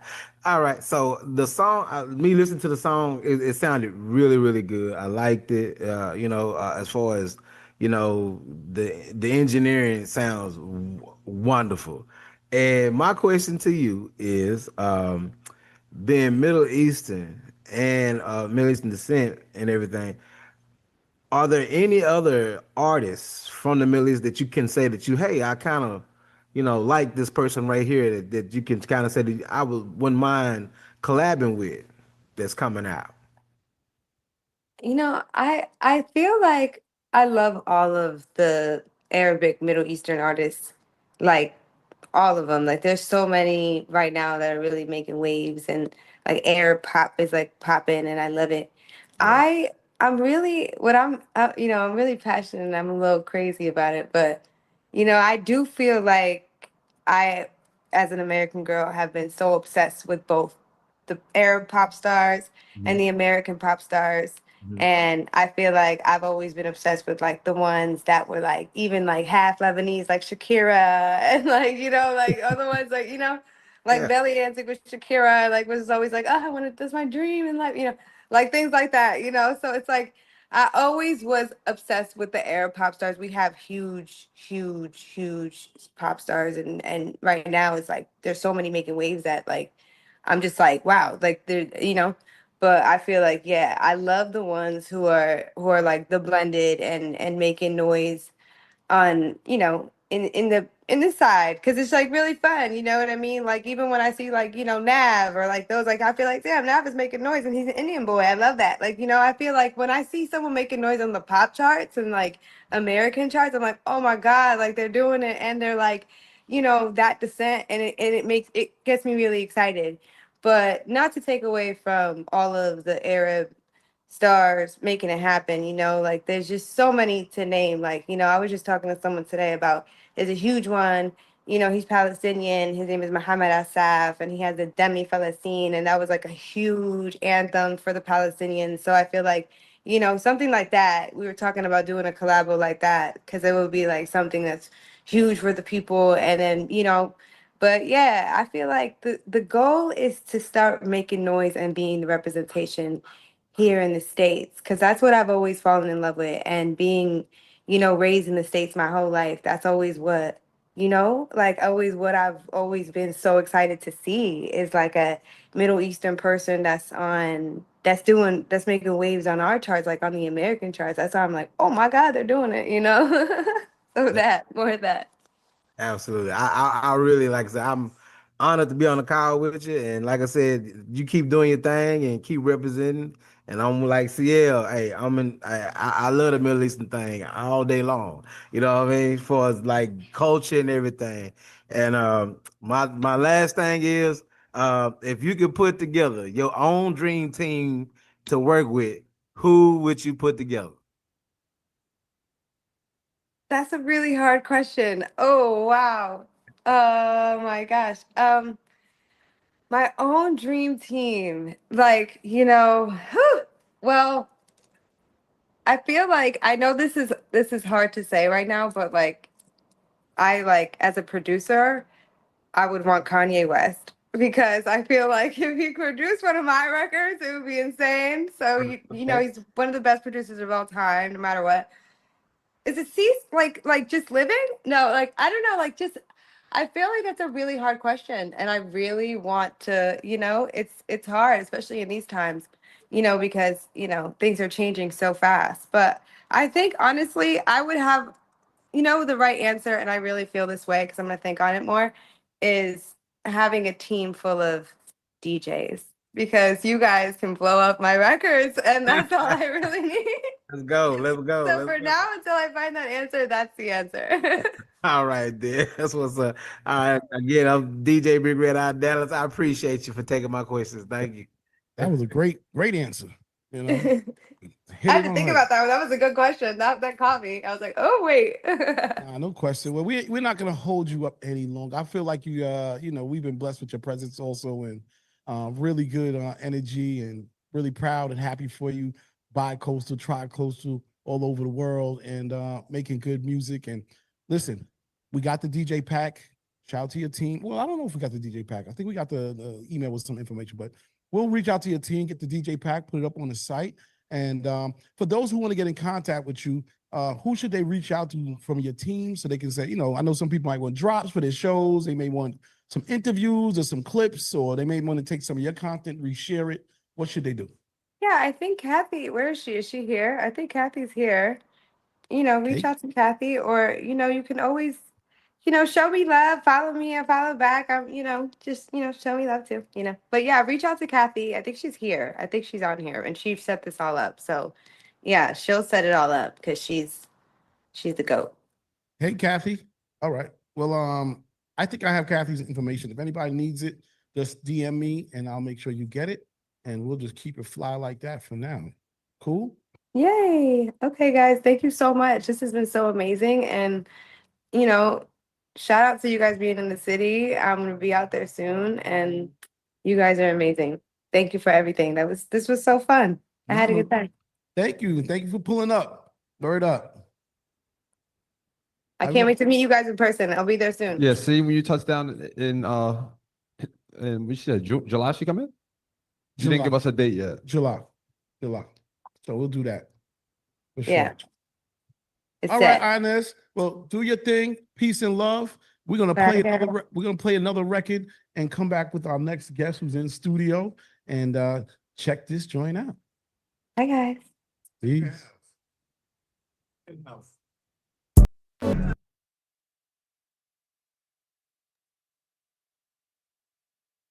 Get them up. Yeah. 1, 2. Can y'all hear us out there? Yeah. Yo. Can y'all hear us out there? I hope. Yeah. Barely. All right. How's everybody feeling out there? You got money. All right, shout out to all the DJs in the building. Shout out to everybody who pulled up. We got some royalty in the building. Yes, sir. From the live spot. Shout out to New York and the Penthouse. You already know. When y'all come to New York, pull up at the Penthouse. This spot is fly. And we got some old friends in here and rap royalty. Very excited to have them in the building, along with my man Remo. Yo, what's good? You already know what it is. Nick Stout. Yeah, you already know. Nick Tape. The River Spray is in the building. What's good? What's going on? By the way, shout out to my people in Indiana. Indianapolis is in the building all the time. Yeah. Indiana, we got love. We just got to go to war. You know what I mean? We need that. So it is what it is. But without any further ado, man, we got one of the music minds of our town producer, executive producer, label owner, mogul. You might have seen him on Drink Champs with Webstar. The one, the only, the one and the only Ron Brown. Fighting. Now, shout out to you, man. How's everything going? First of all, how you been, man? Good, man. Just working, man. Pushing the culture forward, man, like I always do. When you got started, how old were you? First beat? First beat? Probably like 16. In the crib? In the crib. Yeah. Probably the first joint was Ebonics, though. Like right out of high school. Oh, shit. Can we get some claps for that? That's crazy. Let's clap it up for him, man. One of them on, y'all. That's crazy. Let's see. I'm giving a bit. Yeah. Shout out to that. Dang, Ebonics. And then what came after that? Ether came after Ebonics. Yeah, man. We talking about records that have changed and faced, hip hop on many levels. So that's what it is. And how'd you get in the game? Like, who was the person that gave you the chance to say, you know what? Let me put you on. Let me introduce you to somebody. I had to rap for my man Kevin Childs, the owner of Don Diva magazine, the legendary Kev Childs. I had to rap at the back of the store that had the BMW in front of it on 125th Street. So I had to rap to him to get my first deal at 12 years old. Well, you know what? That's a story I ain't never heard before. That's crazy. Yeah, man. Remo, I'm gonna pass it off to you. Go ahead. Now, real talk, Ron Browse. I mean, at the end of the day, man, you really set the tone for Harlem and as well as the sound itself. But you, when it came to like, what was the beat that made you really realize, besides Pop Champagne, what was the one that really like spoke and said that it's Ron Browse? I want to say, far as the just beats or just beats or just songs that really speaks to you, that really say, yo, this is me, this is really Ron Browse. Man, I feel like Ebonics was like that. Okay, like that. That was the first, not commercial, but a record that everybody heard from me type of beat. That I was like, all right, that's what I was gearing up for, like many years, just working on production, and then getting Big L to rap on Ebonics was just like phenomenal for me. Legendary. So that's kind of set off my actual vibe. Yeah. And then real talk, like for you, like if we were to say about a Mount Rushmore for Harlem, like how much do you feel definitely for you as far as like producers wise, you belong on that Mount Rushmore? For a fact. Okay, now speak for the brother. Is other producers in Harlem? Speak for the brother. For a fact, I'm definitely up there. Shout out to my boy Grease. Grease used to make, Grease. Yeah, dang Grease used to be Grease used to be like 2 blocks down, and I'm 2 blocks on 27th, he on 29th making beats. I'm on, what I mean? So shout out to my guy Grease. Shout out to Digger. Digger's from Harlem too. Oh yeah. Digger did all of the early Cam stuff. It's a fact. So yeah, me, Grease, Digger. I don't know who else from Harlem. We put Arsonist? I think you should put Arsonist. I'm from the X. Oh, okay, my bad. I thought he was from Harlem. No, he's from the X. Okay. There's a lot of history in Harlem. Shout out to Teddy Riley, of course. Oh yeah, Teddy Riley. We got to Teddy Riley. No, it's all good. Listen, we got to shout out to Teddy. We got to shout out to but I'm saying Harlem has created sound after sound after sound. Even Webb, I got to give him credit for coming with a different sound. And what y'all all done together is just been phenomenal. So, yeah. Yeah. Shout out to the great Teddy Riley. I got to meet him at God bless Fat Man Scoop funeral, and that was an honor to meet Ted, because Ted had the New Jack Swing. He had a whole vibe. You know what I mean? So that's what I'm reaching for. But I mean, what I've been doing, just working on a sound. Like Teddy Riley had a sound in the era. Absolutely. Fact. Now, then, also, let's take it to first quarter of this year. You definitely got with the homie Nims with Bargs, and take us into like just the session. Like, how'd that go with an extreme lyricist like Nims, man? Yo, Nims pulled up about 100 bars. But he was like, and we did it kind of like, yo, pull up. He's like, yo, I'm pulling up. Let's get this done. And I'm like, all right, man, that's 100 bars right there. But you know, it's crazy. We shot a little visual for it, and people, a lot of people been tapping in on it. Pause. I seen Keenan Ivory Wayne's like the me and that video. It's kind of cool. Shout out to Keenan, you know what I'm saying? Yeah.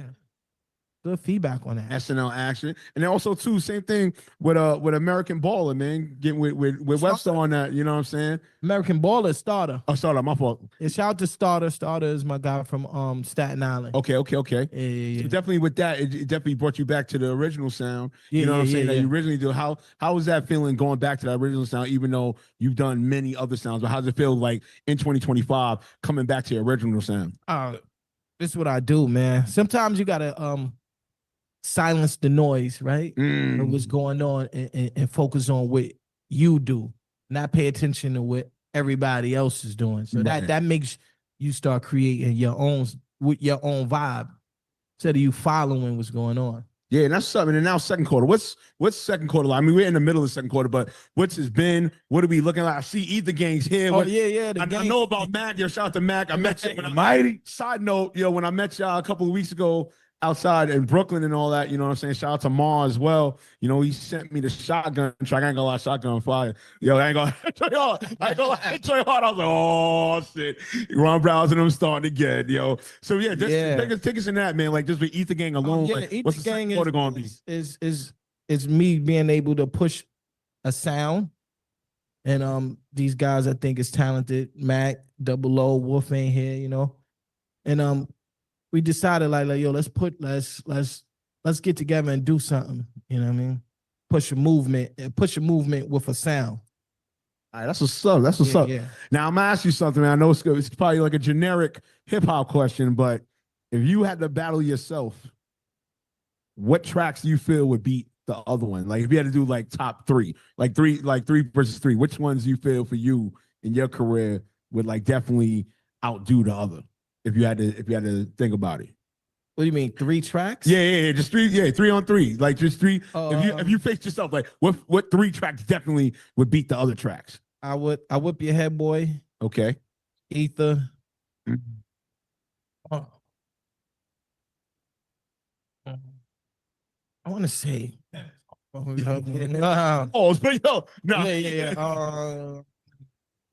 Maybe I'll Get Crazy. That was like a party record on steroids. Like, yeah, word. Forget how many records. Yeah. I mean, we forget how many joints this man had produced because he's so humble, Yeah. He come around, he just be chilling and whatnot, but he's a walking giant, man. And I want to say shout out to Ether Gang because I got a chance to really live with the music this morning. Okay. And I was well impressed, you know what I mean? Because, it gets crazy out here with music. A lot of people, it's not always what they want it to be. But them joints are all fire. What's up with the gang?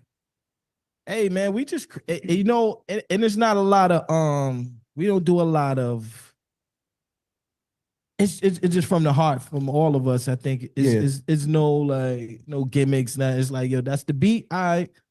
These guys put their life on the records, and I put my life on the production, and that's how we come up with the music. So how did y'all all come? Like, how did the gang come together? Like, what's the story about? Well, the musical story about how y'all connected, because it does feel natural. Mac. I met Mac in the Ether Building. We call it the Ether Building. That's 127 for Linux. That's the headquarters. Pause. And I've been working with Double O, man, since the early 2000s. Forever and a day. when rap was rap. Fire.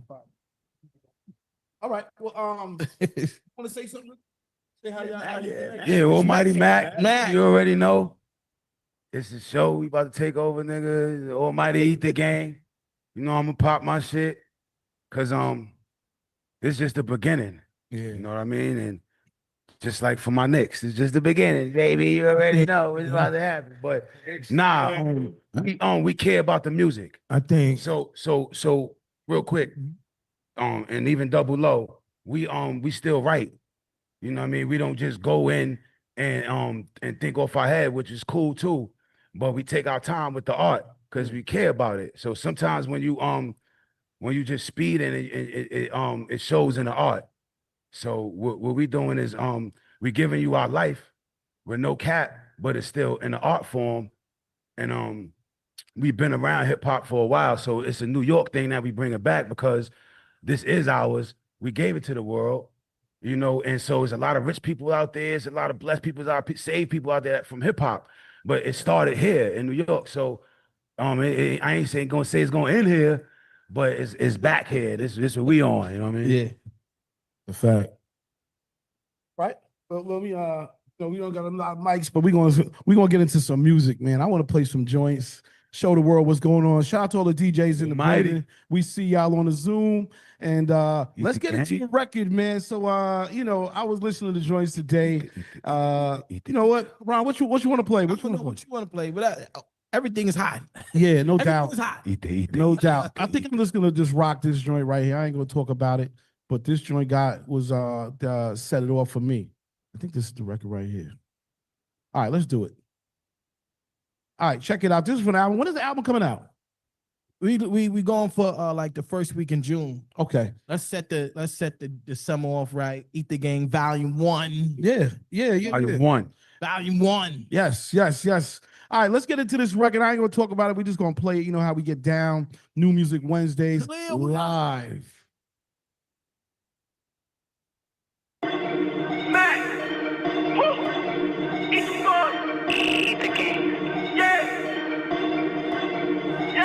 Look at all that body.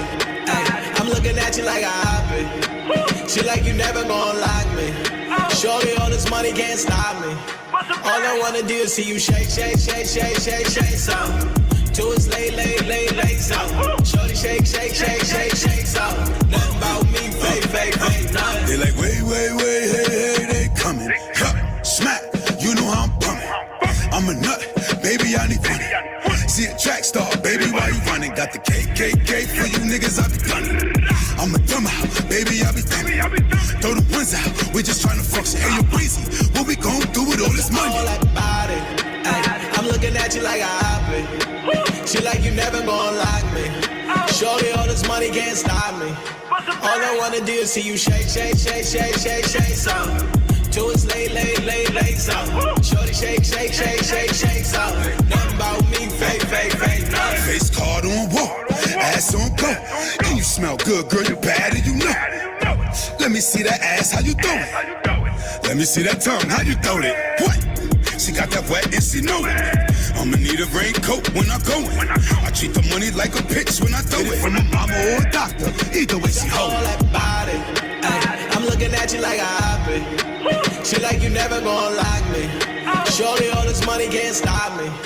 All I wanna do is see you shake some. Till it's late some. Shorty shake some. Nothing about me, fake, nothing. See a thot, get it lit. Got me prick, fuck it to the morning. This shrimp and grits, take her to Pound Town, but we don't kiss. Taking hits, she on the list. Joe Budden said he can fit his fist. Shoot my shot, got her wet like Swiss. We in love with the keys like Swiss. Now we making hits for your bitch. Me I'm looking at you like a hobby. She like you never gonna like me. Shorty, all this money can't stop me.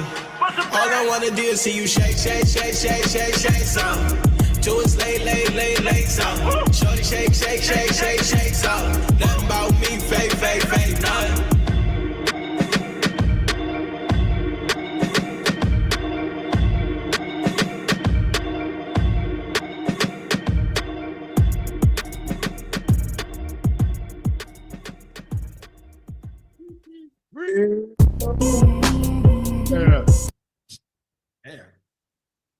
Yo, chat, what we feeling about that, chat?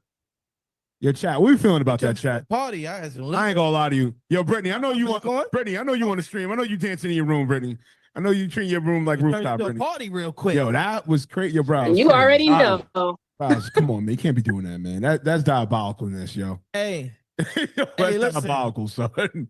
My name was either gonna be a party or it's gonna be some super boom bap. Either or.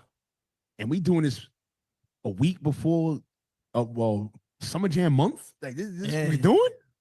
No, that is crazy. I don't. Dad, who do you have? Who we had last week? Eat the Game Volume. Yeah, Teddy Will last week. Mac might want that for his album now. He might be like, hey, he negotiate. Dag, big like water. Big eat the game. Yeah. So I guess the question I got is like, how's the feedback been so far? Amazing, man. We've been doing these freestyle with the DJs. Shout out to Drewski. Shout out to Self. Dope. Everybody been showing love. They love the movement. They love what we doing. So you know what I mean. Yeah, big business. Powerful, right? DJ now. Epps. Shout out to DJ Epps, Shout out to Miami. Epps. Yeah, y'all moving around. I know y'all. We gonna go out there. Yeah. Get involved. Shout out to the What's out there? shout out to the DJs. Period. Look, who started hip hop? The DJ. Oh shit. It ain't never changed. They forgot the cornerstone of the whole shit. You know what I mean? Absolutely. So I remember Cornerstone too. oh yeah, no doubt. Shout out to Cornerstone and whatnot. Did you DJ too, Ron? Nah, but I got some knowledge of it. I used to scratch my mother records up. I figured. Yeah, okay, so that's where the original sampling came from. Shout out to moms. Shout out to moms and uncles and aunts and dads with the vinyl collections, because that's where she used to be at work though. I used to wild out on her record player, scratching up all the Luther Vandross. She would have caught me. She would have been like, "Yo, my guy, yo, you scratching up all the fucking Luther Vandross? You getting a beating. That's it. A fact. Getting a beating. We can't have a party Friday. DJ Skill, D Skills, what's happening? You want to say something? What up? What up? What up? Ron Browse, man. What's good, man? I ain't heard from you in a long time, man. I was feeling the new song, bro. I just want to say, man, keep doing your thing, bro. But, make sure CL get that out. Oh yeah. I'm in North Carolina. I'm from High Point, North Carolina.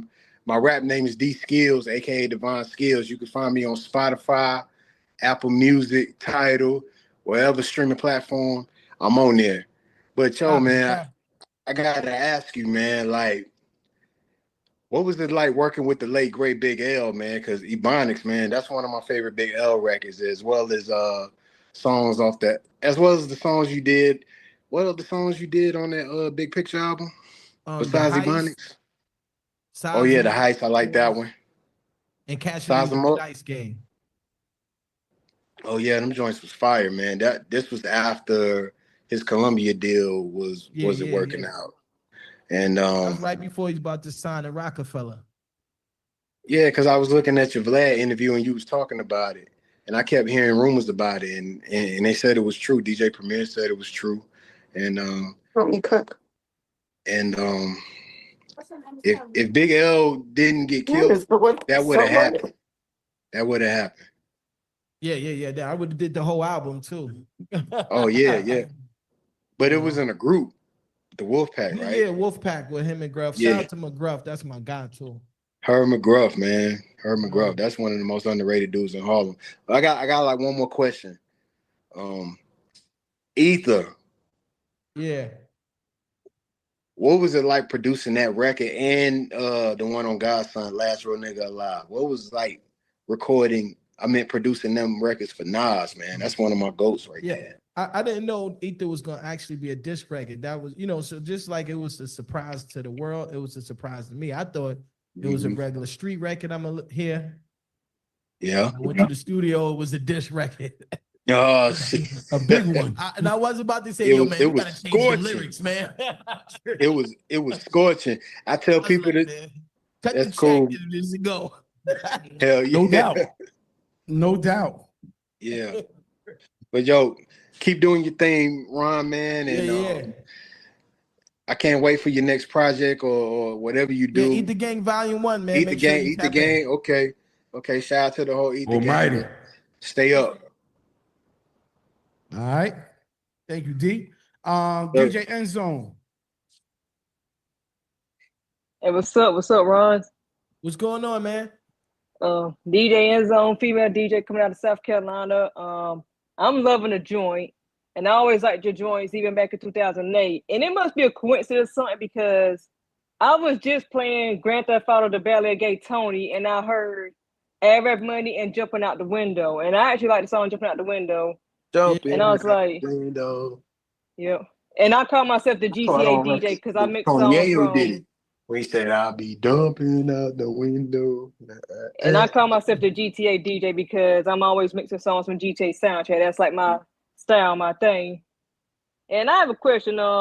Yeah, you shouted out Drewski and other DJs. You ever heard of DJ Voila? Yeah. That's my guy. I just did a That's show my with him brother. recently. That's your brother? Yes, we're brother siblings. Oh wow, that's dope. I did a show with him literally 2 weeks ago. And where was that? Brooklyn? Yeah, Brooklyn. Yeah, shout out to Voila. Yeah. Voila. Yo, Enzo, I forgot Voila's your brother. That's what's up. That's like fam. All right, who better, you or Voila? He been doing it longer than me. We got our own style. You're supposed to be though. like, I'll smoke my brother. Maybe in certain things I could smoke him in, but he actually inspired me to do DJ. So shouts out to my bro. I met him back in 2022. That's where I first met him. I talk to him here and there, but not often because he is super busy. Yeah. Shout out to Voila. Word. Yeah, that's it for me. Like I said, nice joints, and I'm ready for the album drop. Yeah. Please support when it come out. I First will. week of June, Volume 1. Oh my. Let's set the summer off right. All right. Hell yeah. Inspire Radio. Hello, this is DJ Renato Creative from Inspire Radio. I'm a radio DJ on a few FM and internet radio stations. Definitely been playing your music, your productions.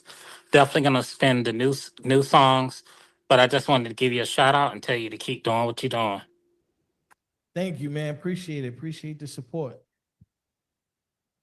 All right. Miss Cherry. Top and mimosas. What's up, y'all? What's up? All right, I see Remo over there shouting me out. But yeah, so they call me the certified brunch ass shaker because whenever I hear a song that just makes me want to dance or like give me the vibes or whatever or anything like that, like I'm all for it. And I'm really appreciating your music over the years, and I'm really appreciating this joint that we heard or the songs that we heard so far. So just want to say, keep doing what you're doing. Loved it. Thank you. Love. Oh. Yeah. Shout out to the booty shakers. All right. Well, listen. Let's play another song. Let's go. There's a lot of joints. Shout out to the creamies.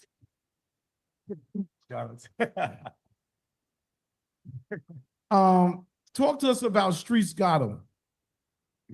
Oh man, I love this record. It's off Volume 1. It's me, Mac, 00 Wolf. We just talking about how the streets could take some of our guys, you know what I mean? And that's the frequency of that joint. Well, let's get into it. You already know. We here with the Ether Gang, legendary Ron Browse. Again, check this joint out.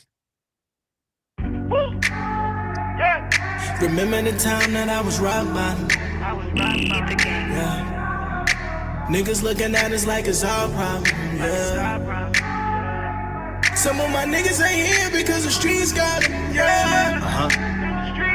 Some of my niggas ain't here because the streets got them. Yeah. The streets had me trapped in it, locked in a stronghold. It's one code under pressure, don't fold.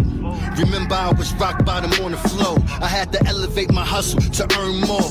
I done broke the law, I rode for the cause. Got introduced to the plug to become a boss. Nothing free was handed, I still pay the cost. I goes in to go get it, man, I won't starve. I won't starve and know the ones in my circle. Violating what we building, I gotta hurt. From the soil, where it's real dirty. Nowadays you keep it close and you keep it sturdy. I'm up early to get a fresh start. And when to hit 840, that's when the grind start. I'm planting my feet, plus setting marks. Hold up, this time around, I'm gonna play it smart. Remember the time that I was rock bottom? Yeah. Niggas looking at us like it's our problem, yeah. Some of my niggas ain't here because the streets got them, yeah. Some of my niggas ain't here because the streets got them, yeah. Remember the times when I was rock bottom, mama heard the pops, but really hit it hard when the shots got him. Playing blocks to flip it tops to the cops spot him. Made a lot, but thought about me and pops vibing. Some is about that, some might let an ox slide it. Some without that, some might keep they stock rising. Big J said, push the pedal, don't stop driving. Get paid bread, stay thorough while they driving. I'm really in this cold deep with a heat problem. My niggas trying to keep it neat, but the streets got them. Came across very offensive, but got a reach problem. Took off from a pack, inherit meat problems. Before this mean stardom, we had to flare parts, call us animals, so we groomed up to be pet smart. My society came with legal days that was dead sharp. I remember the members that could have led charts. Remember the time that I was rock bottom, yeah. Niggas looking at us like it's our problem, yeah. Some of my niggas ain't here because the streets got them, yeah. Some of my niggas ain't here because the streets got them, yeah. He was born to be black, I guess that's our problem. He was featured for his wallet, and cop shot him. All of my niggas ain't here, I know that God got him. Either it's basketball, rap, narcotics. I ain't here to play no games. All these tats on my body came from pain. I was rock bottom and I was ashamed. Shorty need a family, man, he gon' bang. My little bro got life pause, that's hard to swallow. We ain't tight as we used to be, that's our problem. I hope you know when I get rich, that I got him. Rest in peace, half, they thought I forgot him. When you told me to shoot him, remember I shot him. I would hate to see your family in them hard bottoms. Gotta be here for my sons, they know that pops got him. Ain't nobody gon' save you, get the block poppin'. Boy, smack. Remember the time that I was rock bottom, yeah. Niggas looking at us like it's our problem, yeah. Some of my niggas ain't here because the streets got them, yeah. Some of my niggas ain't here because the streets got them, yeah.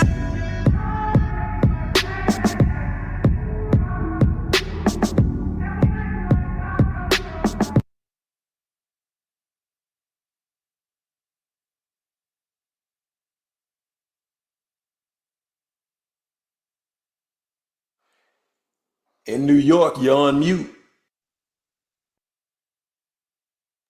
Yeah, my bad, y'all. Y'all don't even know how crazy this project is. So, we just teasing. Just teasing. But let me ask you, being from Harlem and having all these influences around you, musically, culturally, what does Harlem mean to you? Energy. That's a place where you see like levels, like you see people that made it, you see people that made it and fell, you see people that's everyday life, people doing what they do, still enjoying life in their element. You see people doing right thing, you see people doing wrong thing, you see people who was athletes, people who could have been the greatest athletes. It's like so much of life that you get when you in Harlem. When I need to do production, sometimes I just sit on the block in Harlem and absorb the energy, and I'm be able to go in the crib and create, because it's really a frequency. You see people that your peers that you grew up with. Some may be doing good, some may be doing bad. Some people may be doing the same thing that they was doing when they was younger. Yeah, take care of that, Bugs. It's the Black Hollywood. That's the frequency you get when you in Harlem. That's how I see it. It's like so many levels of life you get when you out there. You see the party energy, you see the violent energy. It's just so much. Yeah. You are I'm gonna say you're a vet. You obviously are. You ain't give me that title. I don't want to say it like that. I gotta work with Janet. Nah. You said you ain't work with Janet yet. Yo. Yeah, right? 25. That's it. You got 24 minutes to go before I call you back. Got a little bit more. Nah, no. But what I mean by that is like, you've seen a lot. You've seen a lot. You've seen a lot. For sure. I'm sure you got your stories go. I was outside when they wasn't outside. Okay. Because you was how old when you did Big L? Come on. 17. Okay. So who do you feel, and going He through know it? I was outside young. Oh, Art the artist. He Shout saw out me. to Wait, He was there. He was there. So let me ask you though, like, who do you see coming up now? Anybody that you're checking for that you feel like, yo, I like they sound, I like what they're doing. Anyone from Harlem, Bronx, Brooklyn, New York, even anywhere you travel. Yeah, Seattle, my team. All right, well that's what it is. Fuck all of that. Almighty. All right, fuck all of that. Trick question. That was it was. See what you gonna say? Nah, but Mac, Double O, Wolf. No doubt, no Yeah. doubt. So let me ask you a question real quick, Double O. Who you got on your playlist, man? Outside of Ether Gang, anybody else you want to do a record with? And it could be anybody. Nas, Jadakiss,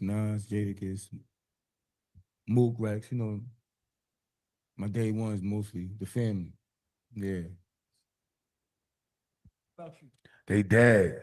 So that's it. It's just me and the gang. Like, and then I would say like Tim's or somebody like that.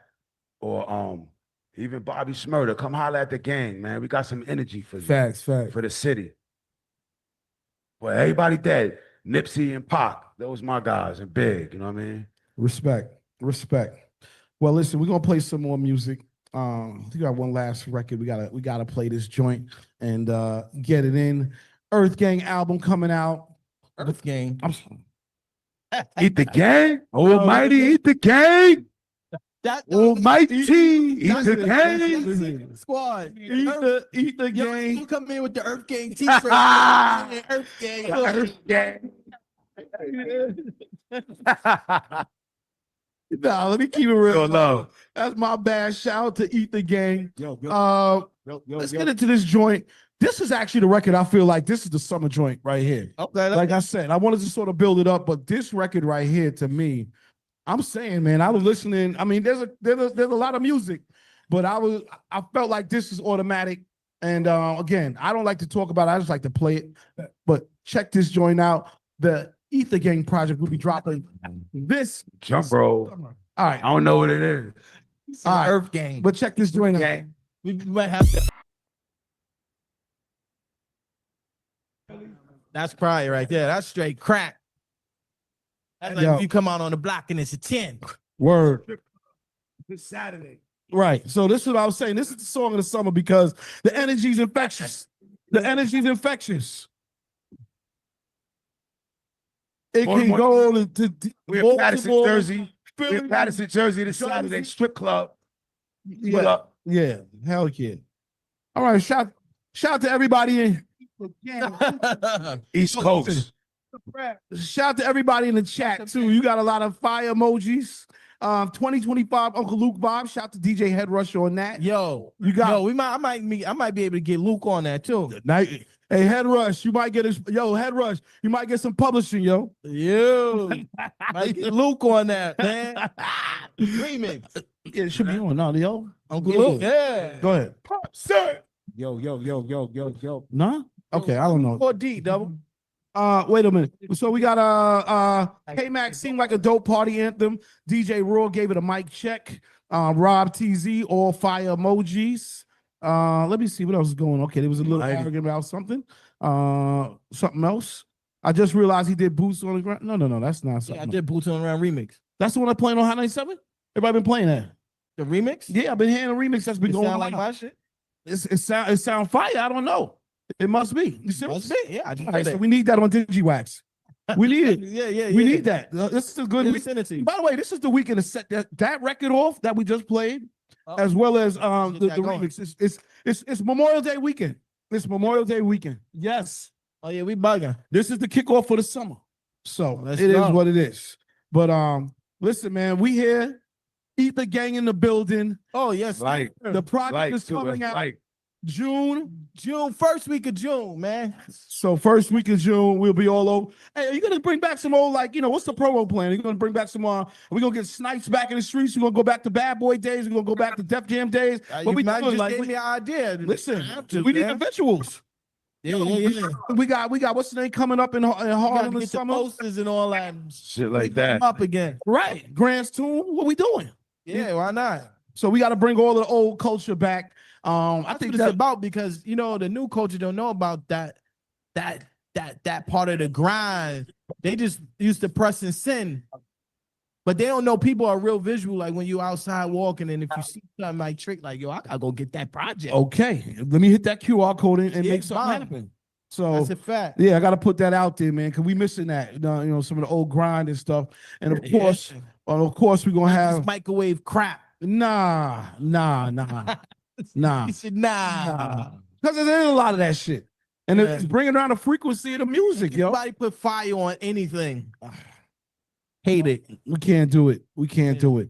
But all right, so last question for the rest of the summer. What are the plans for the summer? What y'all got planned outside of, obviously, you mentioned a couple things before, but any tours, where y'all gonna be? Me and Webb got the what you call it at Salsa Con Fuego. We got like a residency there every month. That's hot. That's hot. So shout out to Big Fish. Records there. Shout out to Fish. Yeah. So we got a residency up there, me and Webb. So we gonna be there. We gonna meet. We gonna eat the gang out. Prayer show the 28th. SOBs. We can wild that up. I'm coming with one right now. I can't wait to see Ether Fest at that's fire. We might have to do it at Malcolm X Park or whatever. What's Marcus Garvey? We do Marcus Garvey. They got a nice stage. Yeah. Good. Or Riverside. Riverside is dope too. But I think Ether Fest could build it to something. You got a lot of friends. Yeah. You got a lot of friends. Let's do that. Yeah, we bring can names out. You got a lot of friends. Yeah. A lot of joints. And that will grow into something. And I like that. Let's do that, CL. All right. Well, there it is, man. We here. Any last words? Anything you want to say, man? Give a shout out to the whole Ether staff, Browse, Mac, Wolf, everybody. Mean, Mark, Kev, being up. Whole staff, What up? you boy, everybody, Mumu, everybody. Nico. Bugs. Love y'all like grits and cheese, B. Grits and cheese, get you some Almighty Mac. Almighty Mac on Instagram. Go follow me, follow that movement. EG, the shirt's gonna be available soon, but we're gonna get them fresher for y'all for the summer. You can't get them just yet. Yeah. No doubt. CL got his. Hey, listen, man, I fit. You know what I mean? Almighty. The 2X, I'm good. I'm losing over It's here. only for DJs right now. It's only for all the almighty DJs right now. That's it. Yeah, man. Check out the website if they want the merch. I'm sure they could get the merch. Yeah, just hit us up, man. We get it. Hit browse up. Yeah. And like I said, we'll have DJs. the DJ packs for this will be up on digiwaxx.com. You already know it. Anybody wants to get a Ron Browse. Who's a representative? Who's the staff? Who should they holler at? What mean that? Me, me, Mark. Oh, that's Bugs. Mark, That's Bugs. Eat the gang, Mark. Eat the gang, Kev. Eat the gang, me, man. Yeah. Follow, hit up, and of course, hit me up. I'll give y'all the link. If y'all want drops, anybody needs drops, anybody needs interviews or anything else. Remo, take us out. You already know what it is, man. We're up here in New York, Penthouse NY, Digiwaxx, New Music Wednesdays live. You heard Mike Browse.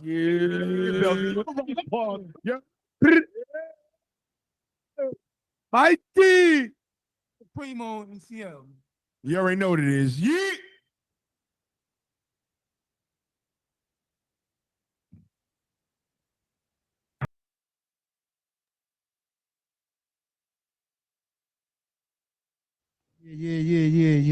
Yeah. We're back. Shout out to everybody who's still in the building. We just here representing. Shout out to the whole Eat the Gang. They're still here, taking photos, bugging out. Yes, you know. Yes, sir. And it's a beautiful Wednesday. So shout out to Malik Davis. We see you, DJ Head Rush, and every. Sorry, y'all. So yeah. Anyway, how's everybody feeling out there? We good? Yep, we're good over here. All right, Cherry. We good Brittany, money, man. We we're good money. gonna need you in a second, so we're gonna get into our next and final guest. And yeah, okay. So let me get this all set up because it's been a beautiful day. And shout out to all the artists that are here. Okay. Yeah, one second. We're just dealing with a little bit of technical difficulty, but we're gonna get this together in 2 seconds. We got this. Ain't no All difficulties. right, we're good to go. We're good to go. All right. Anyway, C Styles, how you feeling? C Styles, you good? Yeah, we groovy over here, bro. How you? All right, cool. Go Knicks. Go Knicks. All right. Well, let's get into our next guest.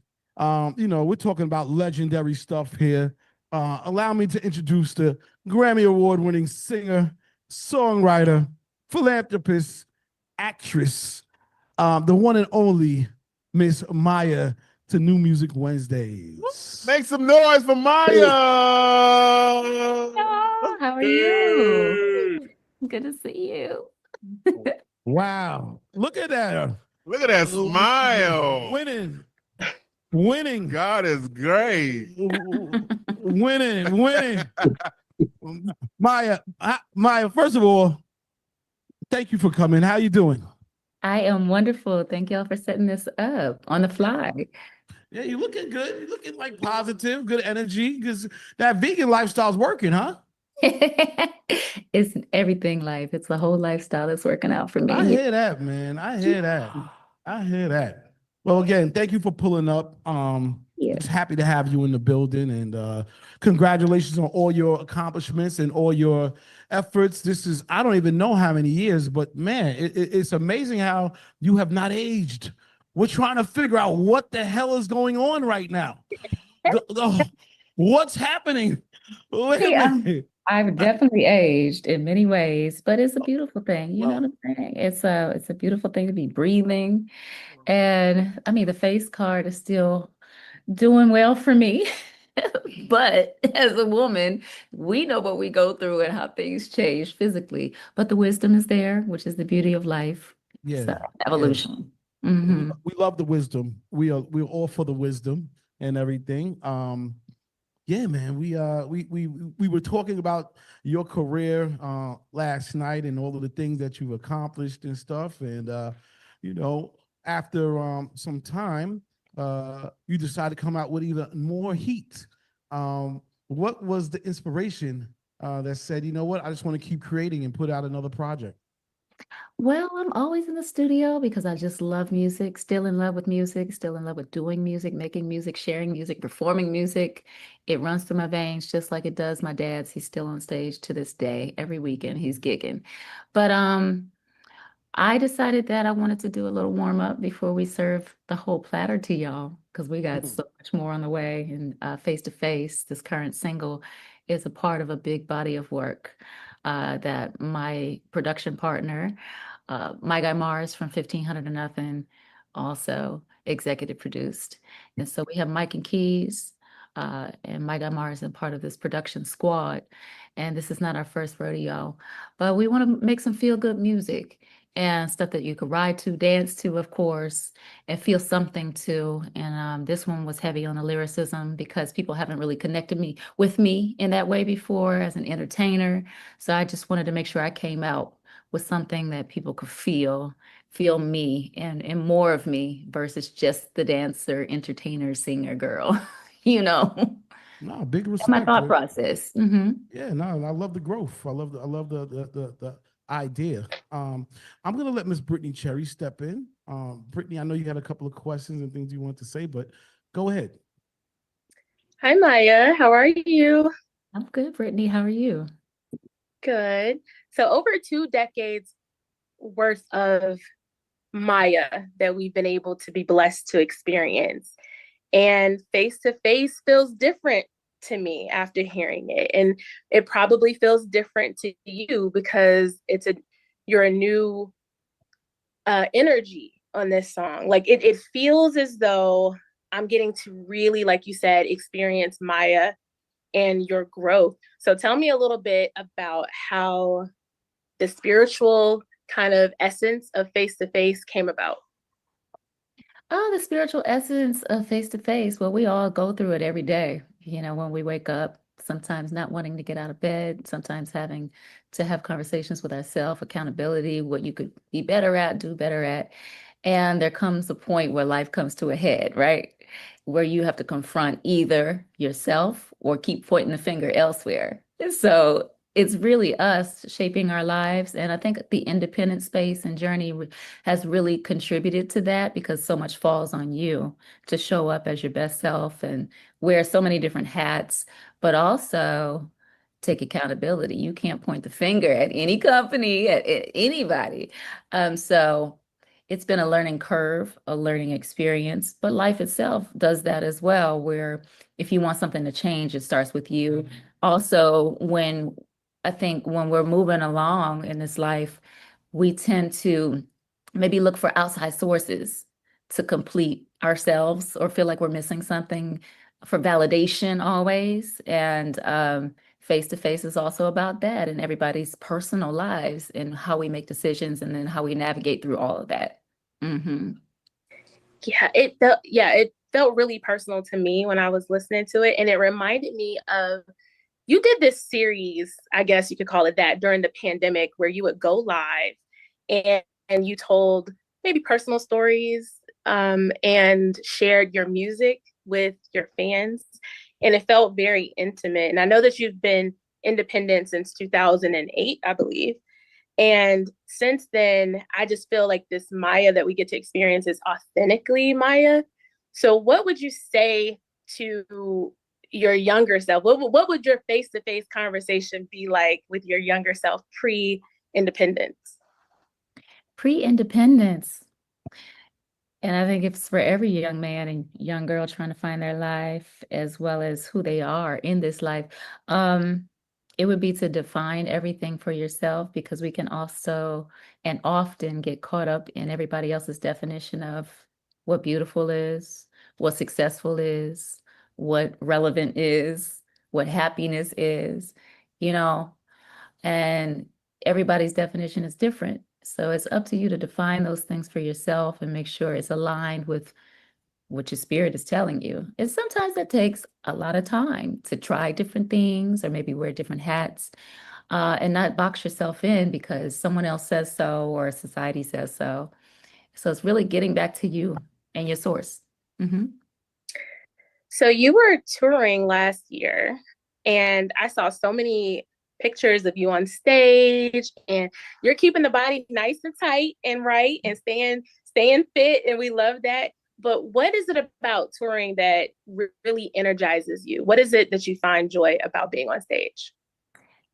Connecting with your fans, sometimes your day ones, or those that don't have a clue who you are, and giving them an experience. That's the goal at the end of the day, to be a servant and bring joy, inspire, or evoke them emotions that are not so comfortable so that maybe they can address something in their personal lives that they've been waiting on or holding off. But it's your chance to connect and make somebody's life better at the end of the day. And so that's how you have to show up, with that intention at all times. And it's fun. So you hinted at, that's really good. You hinted at a new album. Yeah. That's what it sounded like. Do you have a title, a working title yet for the album? Of course I do, but I'm not going to share it right now. Okay. Do you feel like the title does the album justice? Do you feel like it encompasses the totality of what this new album is and what we can expect? Absolutely. And I've been I feel like I want to know. I want to know what the title. Okay, I respect it. I'll be back in like almost mid-June, if not early June. Okay, all right. Are you taking the album out? Are you going back on tour? Are we doing festivals with it? My life as an independent artist is a tour, personally and professionally. That is something that I absolutely love to do, but it also comes with a territory. And then definitely I want to put a special show together for, first of all, the catalog anniversaries, because I've had multiple 25th anniversaries and another one this year, but also the new music. so that the evolution and the journey is captured. And I can give fans something more than, of course, the 30 to 45-minute set that they get with a limited amount of songs that you can cover. But there's a huge independent catalog that they've been begging me to perform that I don't get a chance to, being very limited to those set times, and having to cover some of the hits too. So absolutely a tour, and so many other things that I'm very excited about. Now you have a hand in production. Did you do any production on this upcoming project? Have you been producing as well on this project? Yeah, so my guy Mars and I are production partners. We have an album that came out called TKO in 2018 independently, and I did the same thing. We're production partners. We have also brought on other producers on this album. Mike and Keys are like a part of our squad as well. But it's predominantly done by us. He produces the music. I may arrange some of the music before it gets to a mixing engineer and like nudge vocals into place. I engineer all my vocals and produce my vocals as well. And he also writes lyrics and arranges lyrics and stuff. So that's how we work as a production duo, and bring other people to the table too. Okay, awesome. I'm gonna kick it back to CL. I think he has a question. Now, we was just giving you some props real quick over here. There's a lot of talk. We here live in New York, and somebody popped up in the studio who was here before you and said, yo, he got to shout you out. So go ahead, my brother. What up? What up? Hi, I'm trying to find you. She can't see me? Where you at? I don't know if she can see. It's Ron. Ron Browse. I know that voice. How you doing? I'm hearing new music and I ain't involved. I'm about to call you. Everybody's always involved. I'm independent. It's an open door all the time. Yeah, I just wanted to tap in and say what's up. What's up, Ron? I'm chilling. Here with CL, making it happen. Hey. Well, we all excited and whatnot, man. I love the fact that you flaunt your independence. You use it as a power versus people be feeling I'm independent. No, independence is a power, and Maya, she flaunts it. She uses it to her strength, and it's awesome because you get to control what you do. And I feel like if you were signed, I don't know. So shout out to you for that. And I want to get into wait, you want to say something real quick? Well, one, I would like to say hi to Maya. Hi, Maya. My name is Kalia Clark. You might not remember me. I work with Andrew Caesar, and we did your video with Cuban Links. Amazing. So dope first of all, can I know the fountain of Maya? Because it's like me and you are the same age, but I'm not telling. We just light skin mafia. We outside. You look incredible. Your style is timeless. And I just want to say thank you for never folding. You've always stayed the same, humble. You've never kind of followed the trends. You created it. And just thank you for staying in the industry. Shout out to your dad because he's such a power force. And if you didn't have your dad in your life, do you think you would be as positive? You know what I mean? Like as strong force? Because a team to me is tell everyone about me. So what advice do you give artists coming into the business that don't have a team? Well, to answer your first question, and you might have to remind me on the second question, I think a father in every woman, girl, and boy or man's life is very important to, first of all, understand the world. And there's a level of covering and protection when it comes to a father in someone's life. And a lot of my strength and discernment comes from him, but also my mother, because she's a beast and she's an independent thinker as well. Both of my parents make me who I am, and they've given me so many gems. They're polar opposites.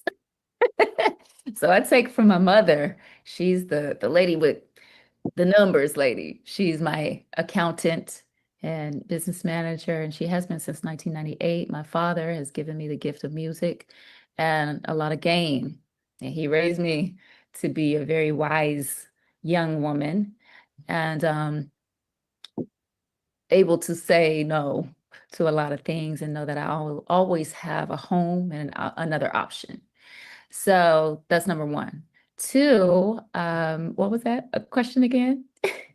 More so like you're how to be able to stay with the test of time. A lot of, if you look at a lot of the young artists, or they don't make it to your years in the business. So for me, being a stylist and seeing your style evolve from going to wearing what you wore and only wearing vegan, how did that come about? More say, how would that come? So the first question, well, you have to love what you do in any business or industry to keep doing what you love or keep doing what you don't. There has to be some kind of drive, even if it's not about the art or the passion. It may be family or wanting to change the scope of generational wealth in your family. There has to be a drive, first of all, involved, even if you don't love it. But I do love it. And I love music. I love being in rehearsals. I love being on stage. I love being in the studio. No one's making me do it. I actually put money into it so that I can do it. And if I hit the lotto tomorrow and became a multi-billionaire, trillionaire, I'd still be doing it just to the highest level with funding. But that I think everything starts with love and passion or a driving force. The next question is About your the vegan product. Because as a stylist, I would be so afraid to style you because I'm like, where would I find the clothes? And what's right. funny is a lot of your stylists, Atiba, Joe Exclusive, they all hit me up like, what brands do you got that's vegan? I'm like, I don't know. I don't check the Yeah. labels. Well, there's a lot of brands that have vegan options. So there's restrictions like cashmere and silk, obviously the furs, obviously the animal skins, because of what is involved behind closed doors and the cruelty or the murder aspect. So, ethical reasons. And then even diamonds, are they ethically sourced, or am I contributing to my brothers and sisters in Africa? There's a lot of stuff and layers. And once you know, it's hard to be involved and promote that stuff. So it can be a challenge for certain stylists, but we find a way because there's always custom, there's always fabrics that are friendly and eco-friendly sometimes. And we just have to work around it or create it. Thank you so much because it just brings a new style to the game. So thank you for everything, Maya. Yeah, and it doesn't mean that you can't be fly. Vegan has a bad rep, that word. But it's basically about doing the least harm in all areas of life, from handbags to luggage to what you put on your plate to how you live your life, etc. Thank you. Mm-hmm. No, this is really positive energy, man. And 25 years in the game, that's something to stand on for sure. Let's play the new single. I feel like the world's waiting for it. We can't wait. Shout out to all the DJs in the building.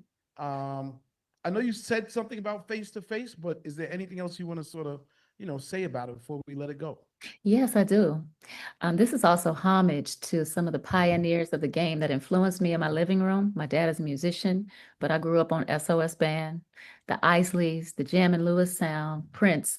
So this record is homage melodically to some of those sources, and also foreshadows what you're going to get on this next album as well, because it is a homage tribute to so many legends. And you'll hear a little bit of those inflections and cadences. Yeah. Dope. I love the wisdom behind everything. All right. Well, listen, without any further ado, we're going to get into this joint. It's Maya, Face to Face. Yeah. That was good. Shout out to Maya, flavor on top of flavor.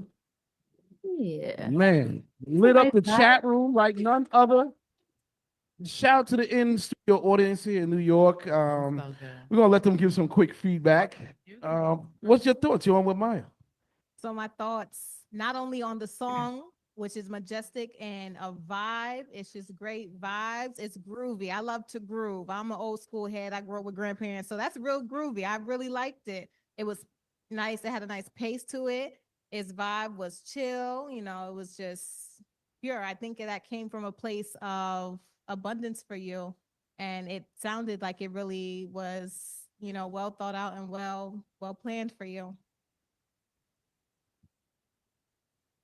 Thank you for that feedback. That's a wisdom Okay, nice. What's your thoughts? Hey Maya, this is Queen Nat from Crash the Industry. I just love your music. I've been a fan since high school, girl. Oh my gosh, like your first record with Cisco, It's All About Me. Like, oh my, you're like, I've known your music and your journey for so long, and I love the fact that you're still doing what you love. I love the fact that you're still a beautiful queen, in R&B, that you're representing for us women. I love the fact that you're still on stage killing it, right? Like people are looking at your videos like, who is this 21-year-old? And like, it's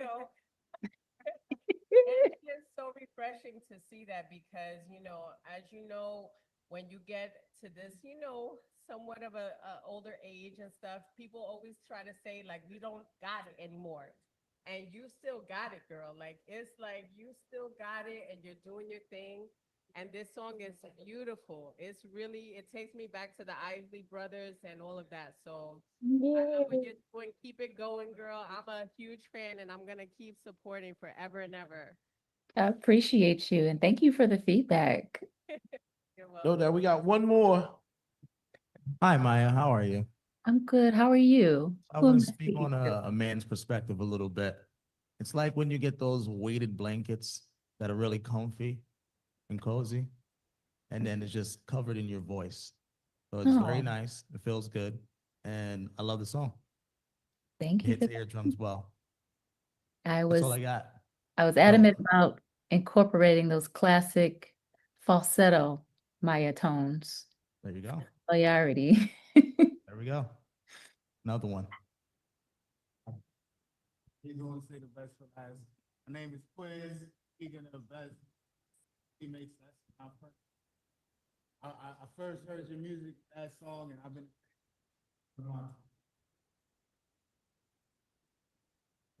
5 years going, been a fan, big heavy fan of your music. Keep doing what you're doing.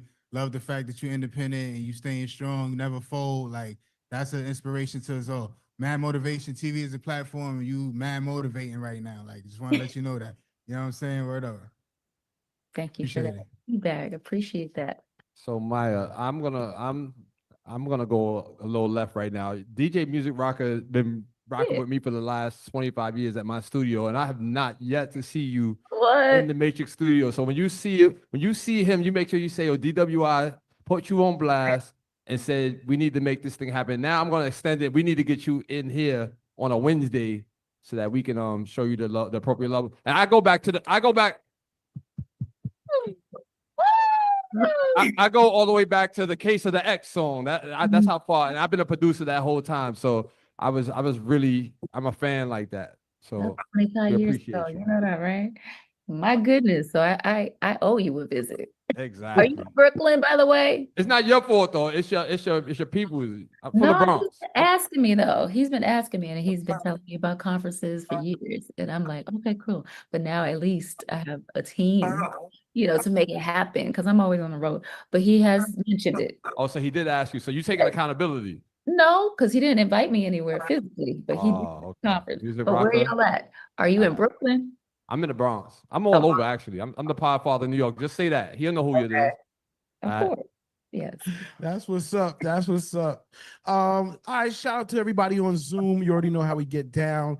We're just gonna go down the line. You got 30 seconds to get it in and talk with Miss Maya herself. Brother Malik, you got it. Hello, Maya. How are you?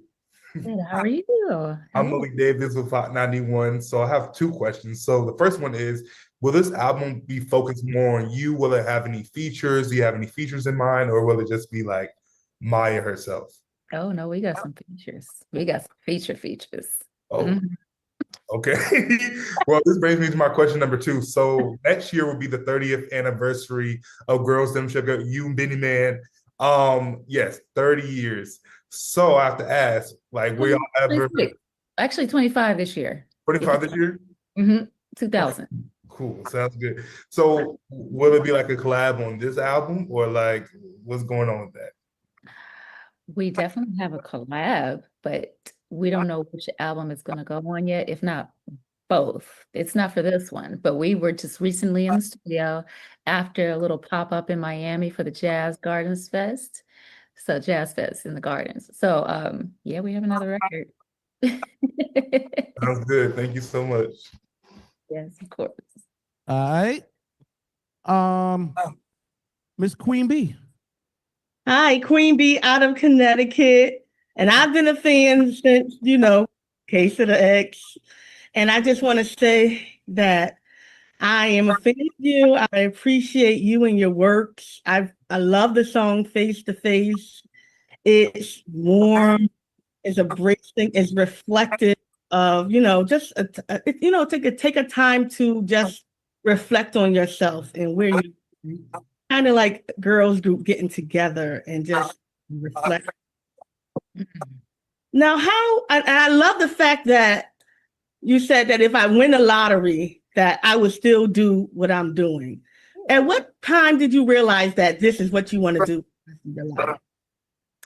Well, I knew that I wanted to be involved in music when I was 4. I have a great grandmother. Her name was Alberta Davis, and I was singing in the church that my great grandmother founded. It was a Baptist church, and her voice was so deep and moving.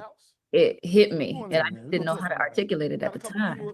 And that changed my life because I felt something so powerful. I felt pain. I felt that sense of overcoming and promise and faith and all of that at 4 years old.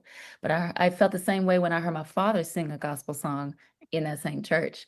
And I just knew I was married to music ever since. I didn't know what a recording artist was, though. I just know I had to be in music. So I was in gospel choir and orchestra and dance and all kinds of dance in my life. But I was always around music from the time I was born. So it runs through the veins. And here I am. And I ended up, pursuing a career in the recording artist space. But I still love it. Yes. All right. Well, thank you. That's a great answer. 4 years old. You didn't even know it was a recording artist or what it was called, but that is so beautiful and warm. Thank you for the feedback, by the way, and I'm glad you like the song. You're welcome. All right. DJ Digiwaxx. Got 30 seconds. Digiwaxx. Yo, Maya, I don't know if you can see my background. I can. That's how far we go back. You gotta turn your phone sideways. Better. Who is that? Is that me? Yes, ma'am. This might be a TV moment like none other. What year is this? I have to tell you, I appreciate you. You as blissful and graceful and everything you are now, you were the same then. And the music that you are blessing us with, you continue to bless us with. The new song is great, it's amazing. I need it for our radio station. I'm the Chief Operations Officer over at Blazer 420 WPAM. And I just have to say thank you so very much for keeping all the great music going all these years. Thank you so very much. Thank you. I appreciate you. Thank you. All right. Who we got next? We got DJ Big Red. Go ahead, brother. 30 seconds. Go ahead. Hey Maya, how you doing? Good. How are you? Doing good. I'm doing good. Doing good. Thank you for being on the car. I'm loving the new music. The new music sounds amazing. I love the production of it. It has a great vibe to it. If one thing I want to say is the music, it flows for good brunch. It flows for good, just hanging out. Even that good Saturday where you just got nothing to do, just hey, I'm finna just drink some wine, kick back and drink. You know what I'm saying? It got that vibe to it. You know what I mean? So I'm loving it and keep doing what you. Now my question is, and I'm gonna get off real quick. The song with you and Silk the Shocker. What was that like? Moving on. Okay, so moving on, by the way, was produced musically by Daryl Pearson, who produced All About Me and a lot of the records on that first album. Cisco and I wrote Moving On together, and then we had a solo version first. Silk the Shocker was put on there for the remix. And I think it eventually went on that album re-release or something like that. But yeah, that's something we cut, I believe, in 1998. And then we shot a video for it as the main mix. So that's 27 years ago. Oh my goodness. And No Limit, that was a whole movement back then for the South, because we had covered, the New York, all of that stuff, that market, and we didn't have anything popping in the South. So that was a decision that Hawk Islam of the independent label that I was signed to made. That's what's up. Hey, again, thank you for being on New Music Wednesday. We appreciate you for sharing your music with us, and we love it. Yes, sir. Thank you. Shout out to Hawk Islam, man. I heard Hawk's name. Dang, that's what's up, man. Wow, you got some history, man. You got some history. That's what's up. Okay, brother K Max, keep it short. Always keep it short. Sometimes Gotta have some regulations, Hey, Maya, how you doing? I don't know my camera over there. How are you? How you doing? Where are you from? I'm in Chicago. Been loving your music for decades. I mean, damn, I realized that almost as long as I've been collecting records. By the way, you need more vinyl in your collection. Agreed. Yeah.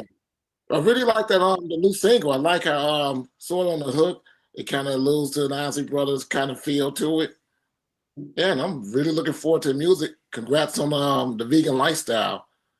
Cause it comes down your I don't know, it's dark where I'm at.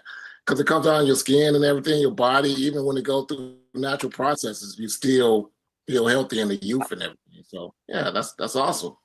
Thank you so much. Hey, you stand by that you go as far as the leather and stuff like that and different fabrics. That's pretty. Yeah. Mm-hmm. It's different, but there's always a way. So whenever you come to Chicago, I look forward to seeing you. I don't think I ever. No, you did not the Shrine, but you did the Promontory years ago. I remember. And then That was the last time I saw you. George Daniels pulled up. Yeah, he's still around. He don't do music so much. Yeah, but he's still around. Yeah, legend. Yeah, definitely. So if you come back to Chicago, look forward to seeing you. I'm in Chicago on June 20th at what arena do y'all have out there? Wintrust or? Yeah, we have Wintrust Arena. Yeah, that's over there by McCormick Place. I'll be there. That's where WNBA plays now. And yeah, we had the NBA on Combine. Y'all need tickets? Let me know. Oh, all right, cool. Okay. Or let Mike know. Cool. All right, DJ K Max, thank you, my brother. DJ Malone, what it is? Maya, how you doing? Hello, I'm good. How are you? Good, man. We talked in 2020 during the pandemic and everything, and you were promoting, and it's good to see that you're still doing it. Love the record and everything. My question is, who from the younger generation now, who would you like to work with? Ari Lennox. She's a homegirl, by the way, for the DMV. And we've spoken in the DMV before, but I just love her voice. I love her presence, her niche. Like she has a signature sound. So I love that. And she's doing amazing for herself. So I'm here cheerleading and proud, but definitely her. And who else? Let me pick a guy. I've always wanted to work with Bruno Mars on some You see that? funk and R&B fun stuff, even though he's not new to this. Who else? So many people. Flo Milli, I like her. I love her tone. Okay. Also Okay. young on the rap side of things. Yeah. That's cool. I can see that though. Big ups to you though. Just keep doing your thing and loving everything, the record, everything. So I'm looking forward to hearing from you, man. Absolutely. Thank you. All right, that's what's up. I guess everybody else put their hand down. That's good. Okay, we good. We good. First of all, I love the record.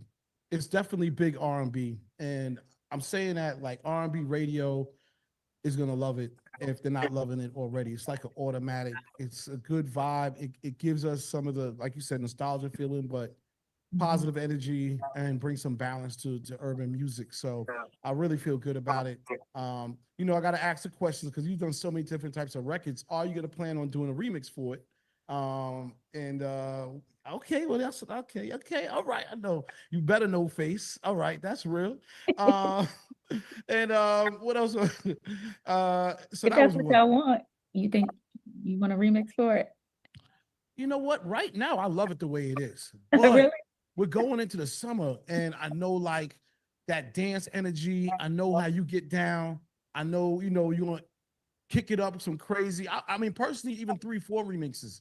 Like, I don't think you could get enough. You know what I'm saying? Because it's that type of energy. So I'm excited for that, as well as what else are you working on? Because we always get the music side. Obviously, people talk about your diet and your vegan side.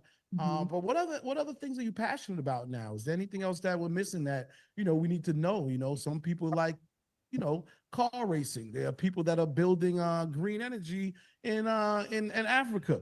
What else are you into? Well, I'm the U.S. ambassador, the first of the World Animal Protection Organization. So that's something that I work on the side. And I'll be visiting their facility very soon at the end of this month, which I'm excited about in California. I am, first of all, getting ready to perform at the BET Awards. They've just announced that there's going to be a 106 in Park tribute for their 25th anniversary that I was a part of in real time. So gearing up for that by, recording my background vocals and arranging the music and then getting in rehearsals for the dance aspect and performance aspect. So all of that's happening while touring. And also mixing in Dolby is a new thing that's been added to my life that I had a tutorial on last year that is so fascinating because it's surround sound for the music that you purchase. So it's a whole different experience.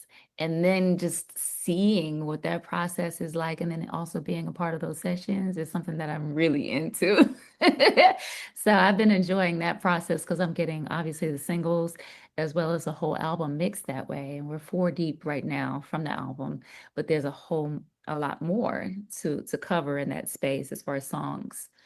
Awesome, man. Shout out to the Atmos mixing Adobe situation. We talked about it last year. I love the fact that it gives people more of the experience, like the way you would want them to hear it. They get that now with like a movie. Bingo, bingo. Yeah, she's awesome. I can't lie. You know what you're doing. I guess my last question, I don't know if anybody else got a question, but my last question is visually, what do you have planned coming up to sort of match the energy from the record? I know a video is cool, but are you going to do like a short form movie or something else to really match this project? I have one written, but of course, the lyric videos will be standard with every release. And so there's another one dropping. Well, first of all, the face-to-face lyric video will be dropping soon. And then, we're going to just push out some singles after face-to-face, and we have some remixes coming as well. But, there's no specific release date. However, we do have something coming on June 10th. Next month at midnight, the night of the BET Awards. So be on the lookout for that. And it's not the same as face to face, but it is a part of the same project. And I'm excited about that. Awesome. Awesome. And again, do you have a date for the project? I do, but I'm not going to share that just in case I need to pivot and project or hop on a tour. So I'm not married to it, but we definitely have an internal aim date. Yes. Well, this has been awesome. You know what I mean? good energy. Maya pops up, everything is. Well, before we go, CL, there's still questions here. Okay, I'm sorry. I didn't see the Yeah, question. y'all. Hey man, New York, y'all gotta get it together out there in New York, man. I do. We depending on y'all. I'm sorry. We depending on y'all. I'm sorry, Quantum. Go ahead. It's all good. No, just a real quick question. Are you still in Houston? And I don't know if you said this before, but are you still in Houston? I recorded a mixtape in Houston. But I lived there. You say again? I've recorded a mixtape in Houston, but I've never lived there. Okay, because I thought you were here for a minute. I thought they were saying you were living here for a while, like back maybe in the 2000s or something like that. So I did a mixtape with, what is it?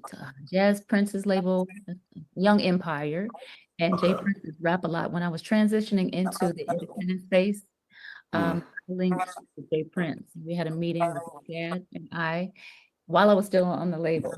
Hey, that's what I'm gonna say. No problem. Yeah.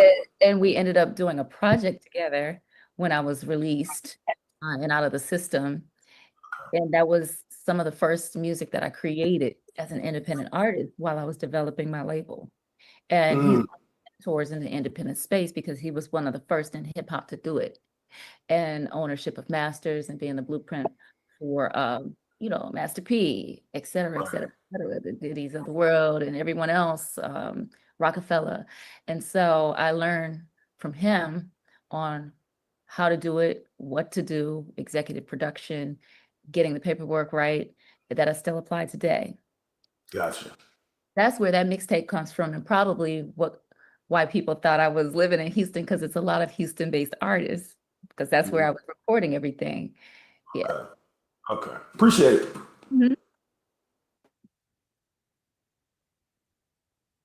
All right. Jay Stone. Jay Stone. Yes, Jay.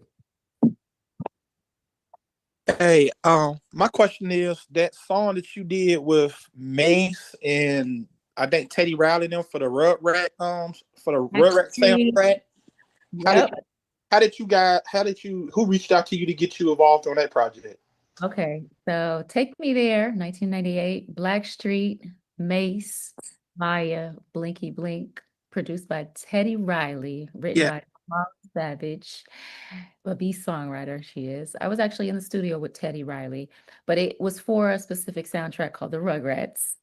And Interscope, the label that I was signed to, they did a lot of soundtracks back in the day, including the very first one that I was on, Bullworth, which Ghetto Superstar appeared. But Take Me There was the second soundtrack that I did, and for the Rugrats film. And so Teddy Riley was the producer of that lead single, and we shot a video, of course, and performed it on Sister Sister, Nickelodeon, and all kinds of other places. But yeah, we'll still perform that song on tour. Blackstreet and I have done several shows internationally and domestically where we'll go on stage and perform it together. And I currently perform a go-go mix of that song, being that I'm from the DMV, and that's our signature sound. So Take Me There, 27 years ago. I love that song. That was one of my favorite songs of yours, as well as the Move On with Silk the Shocker. But your new single that they played, I love it. I'm in love with it's just smooth. You can relax, you can vibe to it. So just keep doing your thing. I'm looking forward to hearing the album when it drops. Thank you so much. Okay, so I think there was a few. Do you have time for just a few more? Okay, I think that there was just a few more people who had their hands raised. DJ Headrush. Peace. What's up? How you doing, Maya? It's DJ Headrush. Good to see you. Wonderful. Thanks for jumping on the call with us. Yeah, like everyone else, I've been a fan of your music and just you since the 90s, high school. Shut up, DJ Raw. He caught me. All right, so I'm blushing.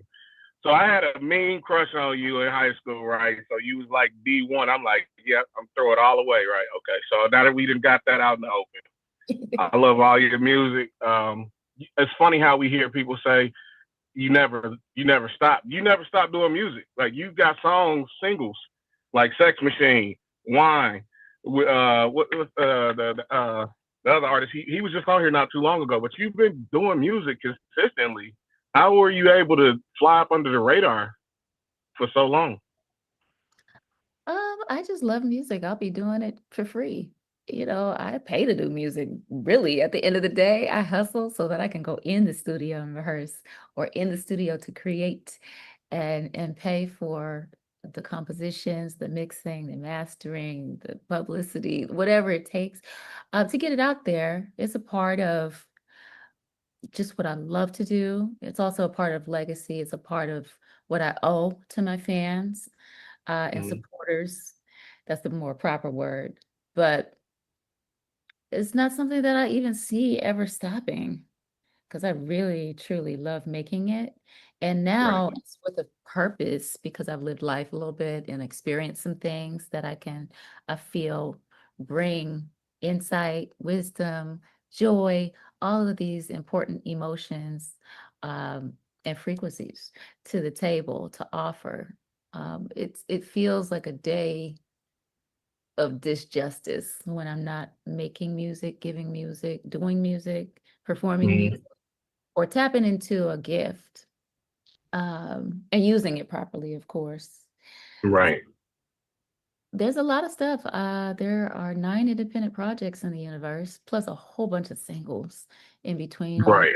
that don't belong to those projects. Uh, and then because it's independent, a lot of people don't know about it. So when they discover it, it's like, oh, I like this. When is this coming out? I'm like, Right. okay, Right. stream it. But also, things have changed so much, and it's a fun time to be independent because everything is streaming digitally. You don't always need a big studio to make music. You could sit on your laptop and create a whole album if you want, and then get it out to a fan base, or build a fan base if you're a brand new artist, go on tour. It's a lot of freedom where everybody has a chance Right. to then get whatever it is that they want to share, their truth or this facade, whatever float your boat into the Right. universe, and then have a career or make a life out of it, or change somebody else's life from it. So it's fun to me. And it's, of course, a privilege. Yep. It's never work when you do what you love. So It's salute work to behind the you. scenes now. All of that other stuff and the paperwork, and oh my goodness. But it's a part of being in the business of music, and it's necessary. All right. Well, salute to you again for getting on the call with us, and salute to you for being an independent artist that's going to always be brought up in the conversations of the great singers that we grew up listening to. So pat yourself on the back. Good job. And again, All right. thank you for being here. Good looking out. So Maya, we got 2 more music questions from our host with the most here. I'm gonna go Dave, and then I'm gonna go Remo, and then we're gonna wrap this up. Hold on 1 second. Hey, hello, Maya. I'm David out of New York City. I had a flashback to the Lady Marmalade video of Moulin Rouge. For me, it represented female empowerment, and it was a great thing in the music industry at the time. Can you talk about what it was like working on that song, Lady Marmalade, and what does it mean for female unity? Oh yeah, it was so different working on Lady Marmalade in a good way, because, I'm with all of these rappers, and all of them are guys from the beginning of time, and even male artists. It was a very rare occasion that I got to work in person with females. Even when Missy and I worked, it was from afar on the very first project she was featured on. A couple of other females I'd never gotten to meet and be in the studio with, Left Eye on the second album. So when we get to Lady Marmalade, which is in between the second and third albums, I'm finally actually around females for the first time and collaborating with them, rehearsing with them, performing with them. So it was cool. It was a new experience for me. And it's always a great treat working with guys too. It's just a different experience. But a lot came out of that song, from a Grammy, but also meeting the queen icon herself, Patti LaBelle, the originator, and getting to give her her flowers, perform with her, um, snatch some wisdom from her, and also honor her was always a great treat for all of us. Um, I think that was, I would say, the peak of Lady Marmalade for all of us. You already know what it is, man. What's good, man? It's Remo Marak over here in New York City. Definitely appreciate what you contributed to the culture. But nonetheless, we get up and gonna wrap it up. You know what I'm saying? Definitely appreciate everything you did and all that. You know, shout out to everybody here on Digiwaxx. New Music Wednesday live. You already know what it is. We hype. We love you. Thank you so much. You already know what it is. Yeah. Appreciate you guys. Thanks, Maya. Appreciate you for listening and the feedback. And of course, all the support from day one. DJs make the world go round. So you are an intricate part of all of our lives and careers, breaking records, testing records, dishing out the records, getting it heard. So thank you so much for what you do on a constant basis. Thank you. We appreciate you. We're looking forward to BET. We're looking forward to the new album. And we hope to see you on the stage in our cities real soon. Thank you.